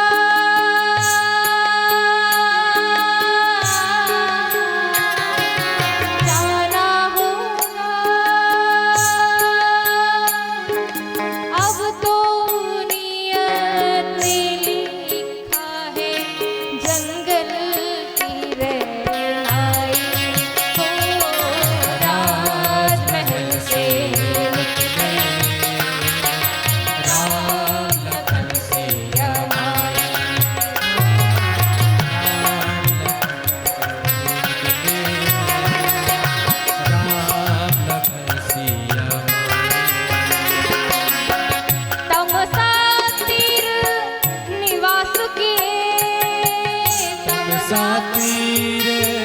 निवास किए। प्रथम दिवस रघुनाथ, प्रथम दिवस रघुनाथ, रघुनाथ रघुनाथ। प्रथम वास तमसा तीर में हुआ। सभी जनता नगर निवासी श्रम के कारण सो गए। आराम, वह निद्रा लग गई उन्हें, तो श्रम के कारण निद्रा लगी। तो राम जी ने कहा, सुमंत्र जी आप इस रथ को ऐसे हाँकिए कि इस रथ के चिन्ह ना मिले, क्योंकि ये पीछा करते करते इनको चिन्ह मिल जाएंगे तो ये पीछा करते करते हमारे पास तक आ जाएंगे। इसलिए आप सुमंत जी ऐसा रथ हाँकिए कि इनको चिन्ह भी ना मिले। इस प्रकार से नगर निवासियों को तमसा तट पर ही छोड़कर सीता सचिव सहित दो भाई श्रृंगबेरपुर पहुँचे आए। सीता सहित दो भाई श्रृंगबेरपुर पहुँचे। उतरे रामदेव सरि देखी, कीन दंडवत हर शुभ से। उतरे रामदेव सर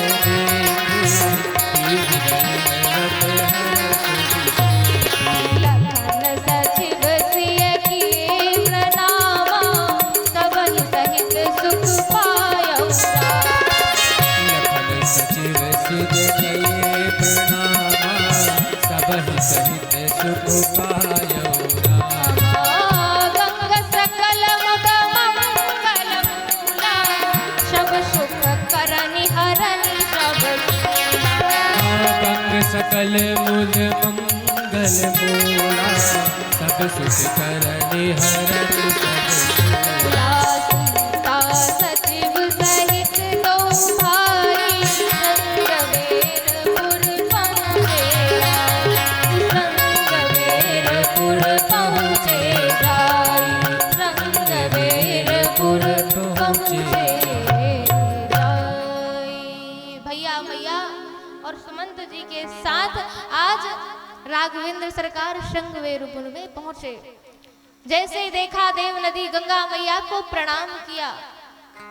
भैया मैया सभी ने, सुमंत जी महाराज ने भी प्रणाम किया। और जैसे किशोरी जी ने प्रणाम किया, माता देव नदी गंगा को देखा तो प्रणाम किया है।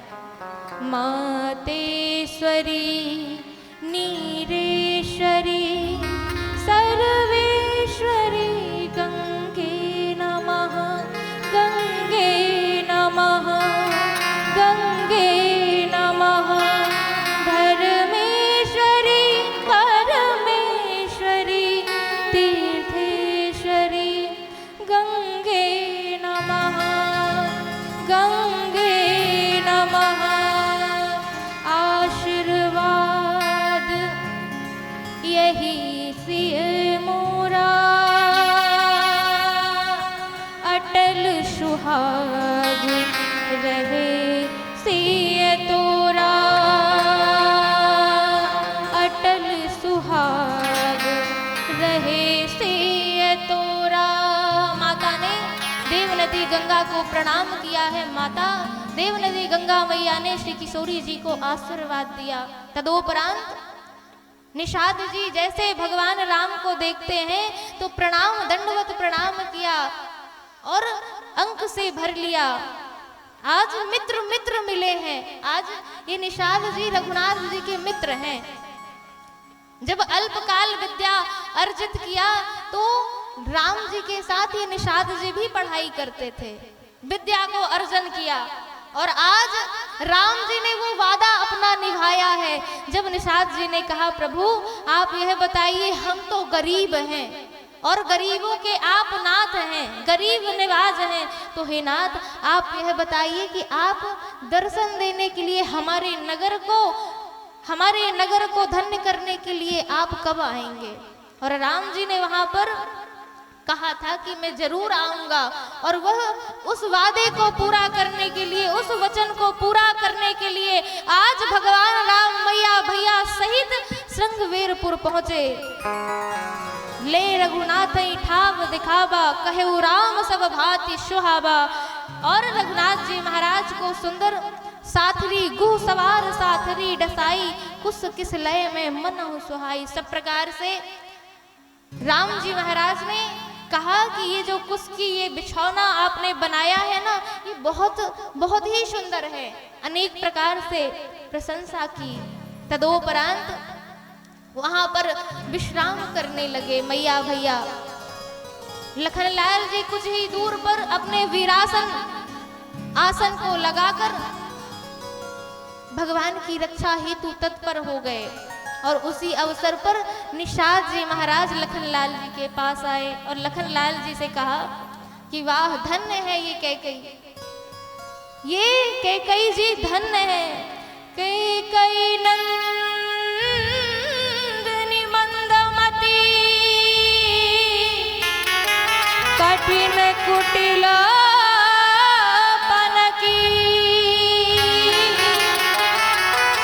जही रघुनंदन जानकी, सुख अवसर दुख दीन। ये कैकई नंदिनी मंदमती ने ये कैसा कुचाल कैसा षड्यंत्र रचा है कि जब सीताराम जी का सुख का अवसर आया तो ये कैकई नंदिनी ने ऐसा कुचाल रचा, ऐसा षड्यंत्र रचा कि सुख के अवसर पर इनको दुख दे दिया। इस मंदमती कैकई ने कितना कैसा कुचक्र रचा। ऐसे विषाद भरे वचन जैसे ही लखनलाल जी महाराज ने सुने तो लखनलाल जी कहते भैया इधर तो आओ, और पास निकट बैठा लिया और कहा यह तो बताओ तुमने मेरी मैया को क्या कहा। लखनलाल जी ने जब यह पूछा तो निषाद जी कहते हैं देखिए ना भैया, जब हमारे प्रभु का सुख का अवसर आया तो माता कैकई ने कैसा कुचक्र रचा, सुख के अवसर पर दुख दे दिया। और महाराज आज लखनलाल जी महाराज इतनी कठोरता में सबसे बात करते हैं, परंतु आज ऐसी बात, ऐसा संदेश, ऐसी बात निषाद जी से रखते हैं मानो कि हमारा जो माइंड है ना वह माइंड ठनक जाए सुनकर।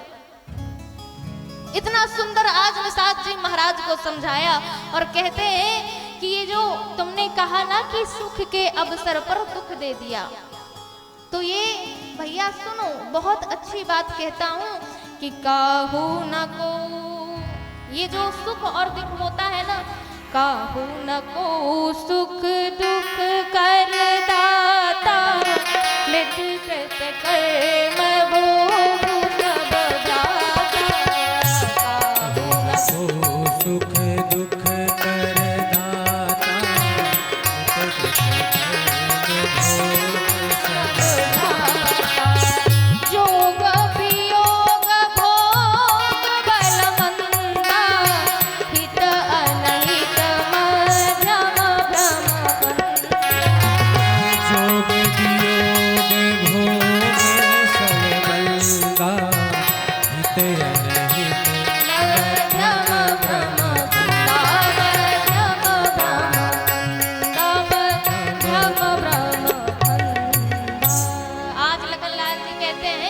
निषाद जी आपने कहा कि सुख के अवसर पर दुख दे दिया, पर मैं कहता हूँ कि जीवन में जीवना जो भी दुख और सुख भोगता है वह अपने कर्म को, जैसा वह कर्म करता है वैसा ही फल उसे प्राप्त होता है।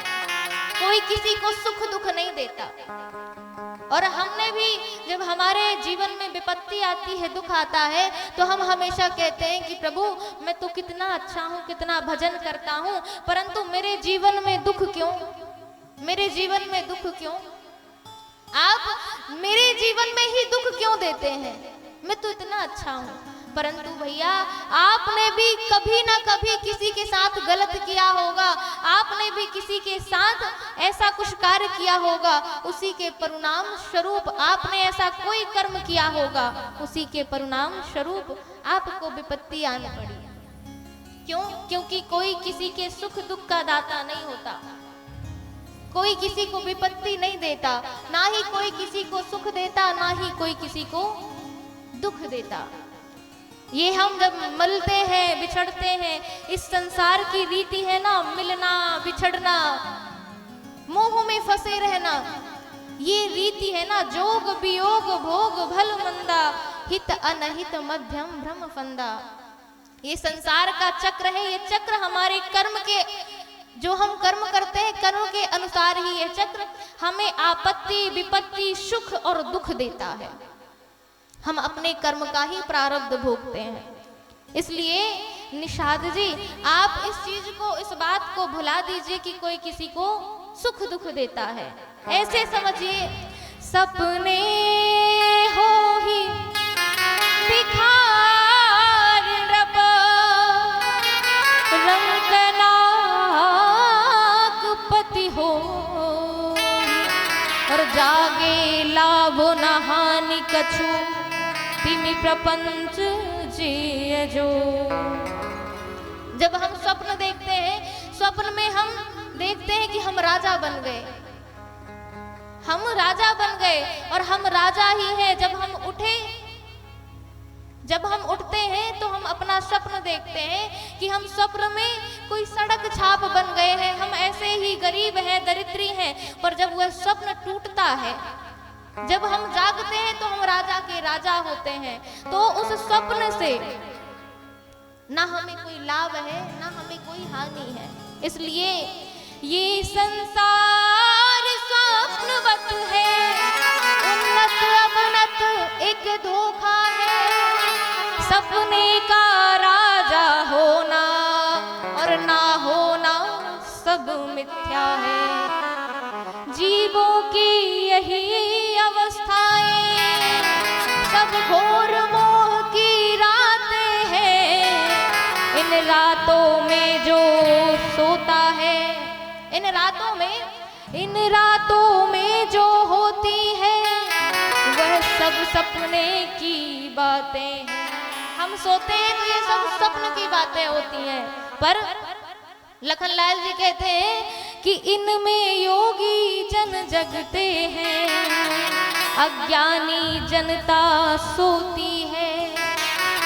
इस घोर रात्रि में हमारे जो ऋषि महात्मा भगवान में लीन रहने वाले ऐसे अमलात्मा विमलात्मा महात्मा जगते हैं, परंतु या फिर वो जग जाते हैं इस संसार में, या तो फिर वो जग जाते हैं जिन पे कृपा राम की होती है, या तो वो जग जाते हैं जिन पे कृपा राम की होती है। इस संसार में जिस पे भगवान की कृपा होती है वो ही जाग जाता है और जाग कर भगवान के नाम में तत्पर हो जाता है। इस घोर मोह की रातों में जो सोता है वह संसारी केवल और केवल विषयों में, विषय में अनुरक्त रहता है। परंतु जिस पे भगवान की कृपा हो जाती है वह भगवान के चरणों में अपने चित्त को लगा लेता है। लखनलाल जी कहते हैं कि निषाद जी ये संसार है, इस संसार में एक ही सत्य है। वह कौन सा सत्य है? सखा परम परमार्थ सखा परम परमार्थ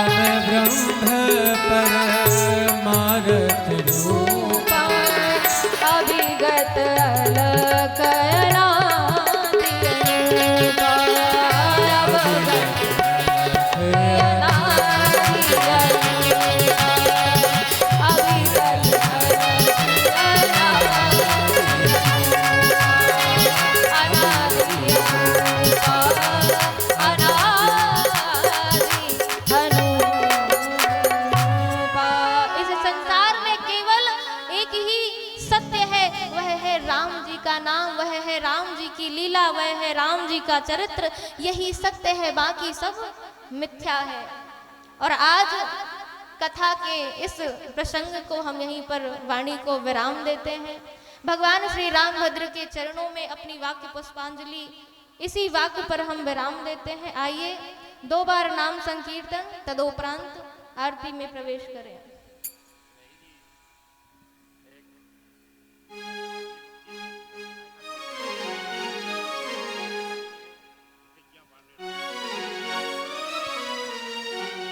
बोलिए सियावर रामचंद्र भगवान।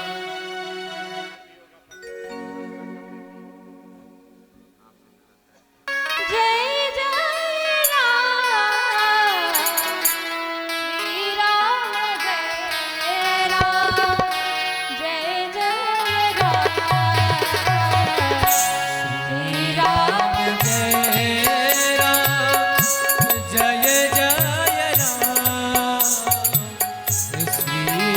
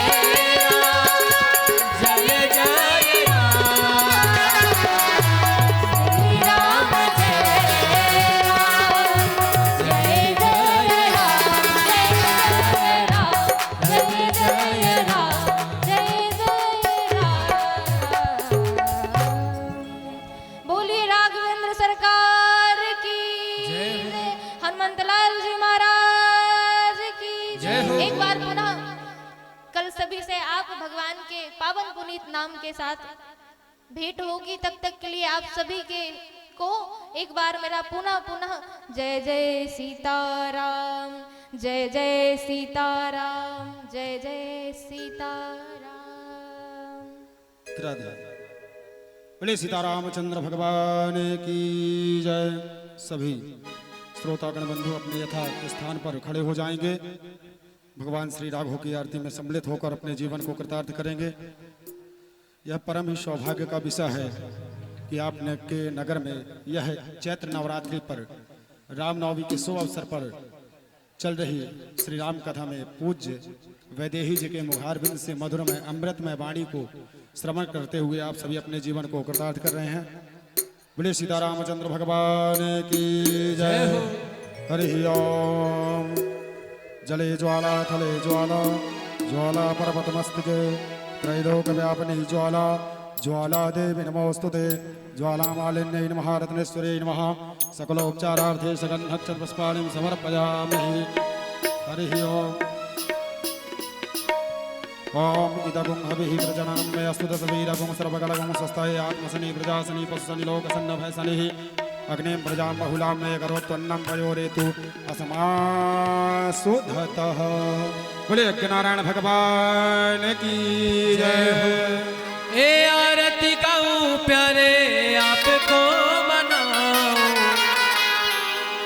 आरती गाऊं प्यारे आपको मनाऊं, हे राजा राम तेरी आरती गाऊं, हे राजा राम तेरी आरती गाऊं, हे राजा राम तेरी आरती गाऊं, हे राजा राम तेरी आरती गाऊं। सभी गाइए।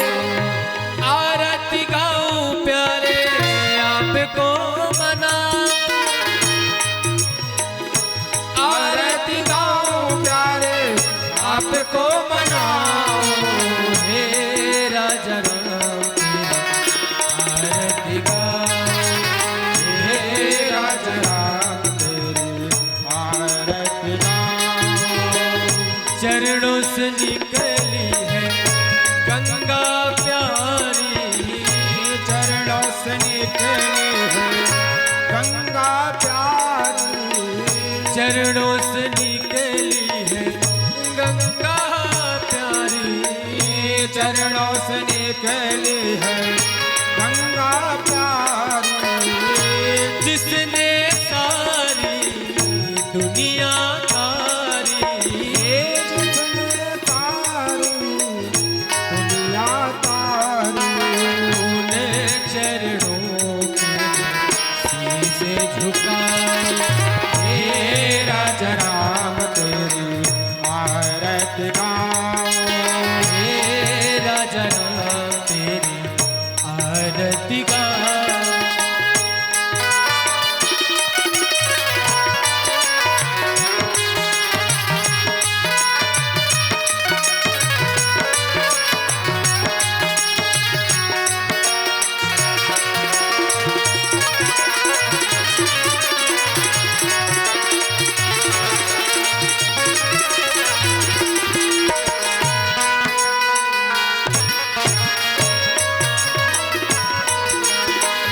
कनक सिंहासन राजत जोड़ी, कनक सिंहासन राजत जोड़ी, कनक सिंहासन राजत जोड़ी, कनक सिंहासन राजत जोड़ी, दशरथ नंदन जनक किशोरी, दशरथ नंदन जनक किशोरी, उन्हें चरणों के शीशे नवाऊं, हे राजा राम तेरी आरती गाऊं, हे राजा राम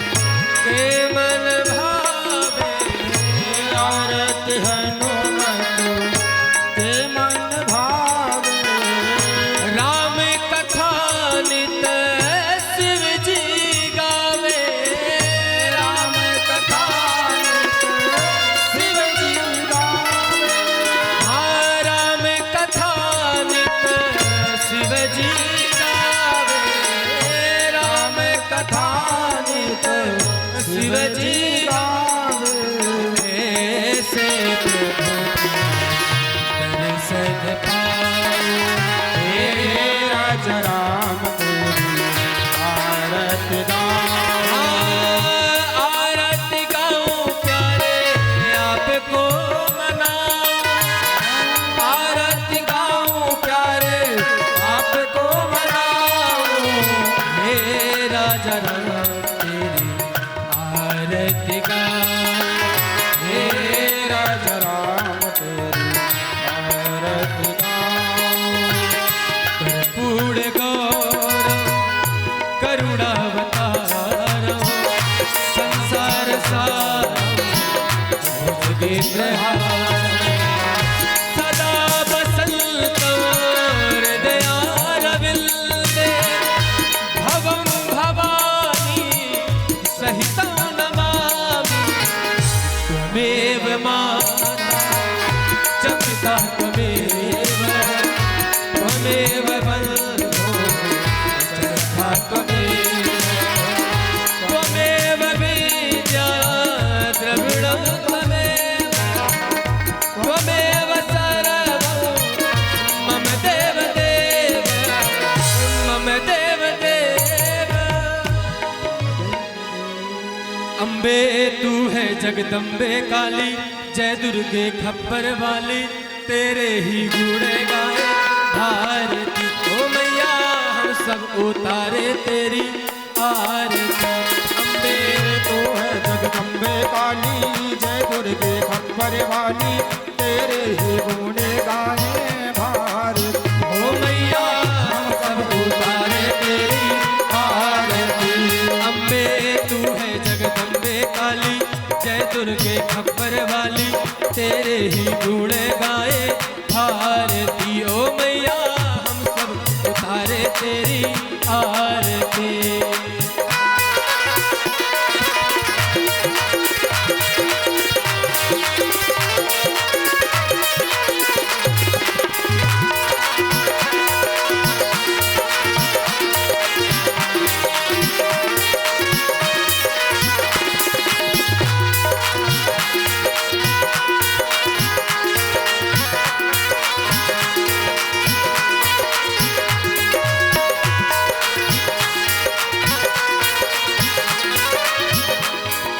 तेरे भक्त जनों पे माता भीड़ पड़ी है भारी, भीड़ पड़ी है भारी, तेरे भक्त जनों पे माता भीड़ पड़ी है भारी। भीड़ पड़ी है भारी, दानव दल पर टूट पड़ो माँ करके सिंह सवारी, माँ करके सिंह सवारी, दानव दल पर टूट पड़ो माँ करके सिंह सवारी। माँ करके सिंह सवारी। 100 सिंहों से तू बलशाली, अष्ट भुजाओं वाली, दियों को हरने में संहार दी। हो मैया हम सब उतारे तेरी आरती। अम्बे तो है जगदम्बे काली, जय दुर्गे खप्पर वाली, तेरे ही गुण गाए भारती। हो मैया हम सब उतारे तेरी आरती।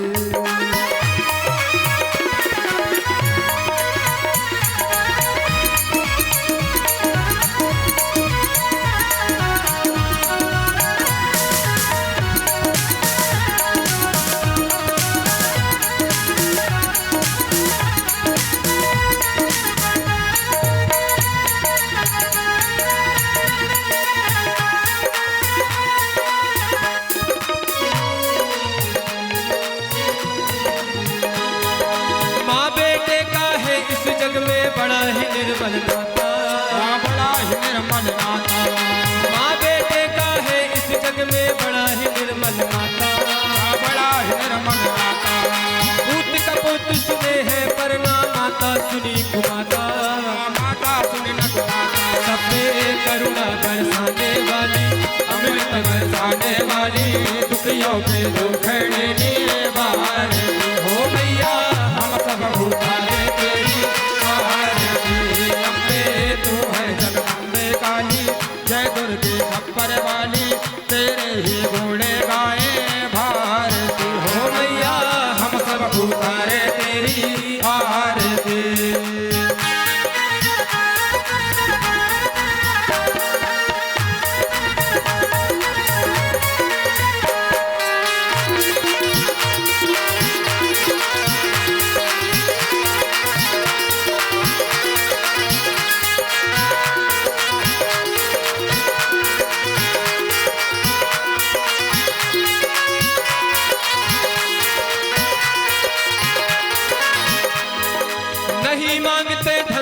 दौलत ना चांदी ना सोना, ना चांदी ना सोना, हम तो मांगे माँ तेरे मन में एक छोटा सा कोना, एक छोटा सा कोना। सबकी बिगड़ी बनाने वाली, लाज बचाने वाली, सतियों पे संजय को सावार हो मैया, हम सब उतारे तेरी आरती। अम्बे तू है जगदम्बे काली, जय दुर्गे गब्बर वाली, तेरे ही गुण गाए भारती। ओ मैया हम सब उतारे तेरी आरती, ओ मैया हम सब उतारे तेरी आरती, ओ मैया हम सब उतारे तेरी आरती, ओ मैया हम सब उतारे तेरी आरती। नीरांजन समागल्य कर्पूरेण समन्विता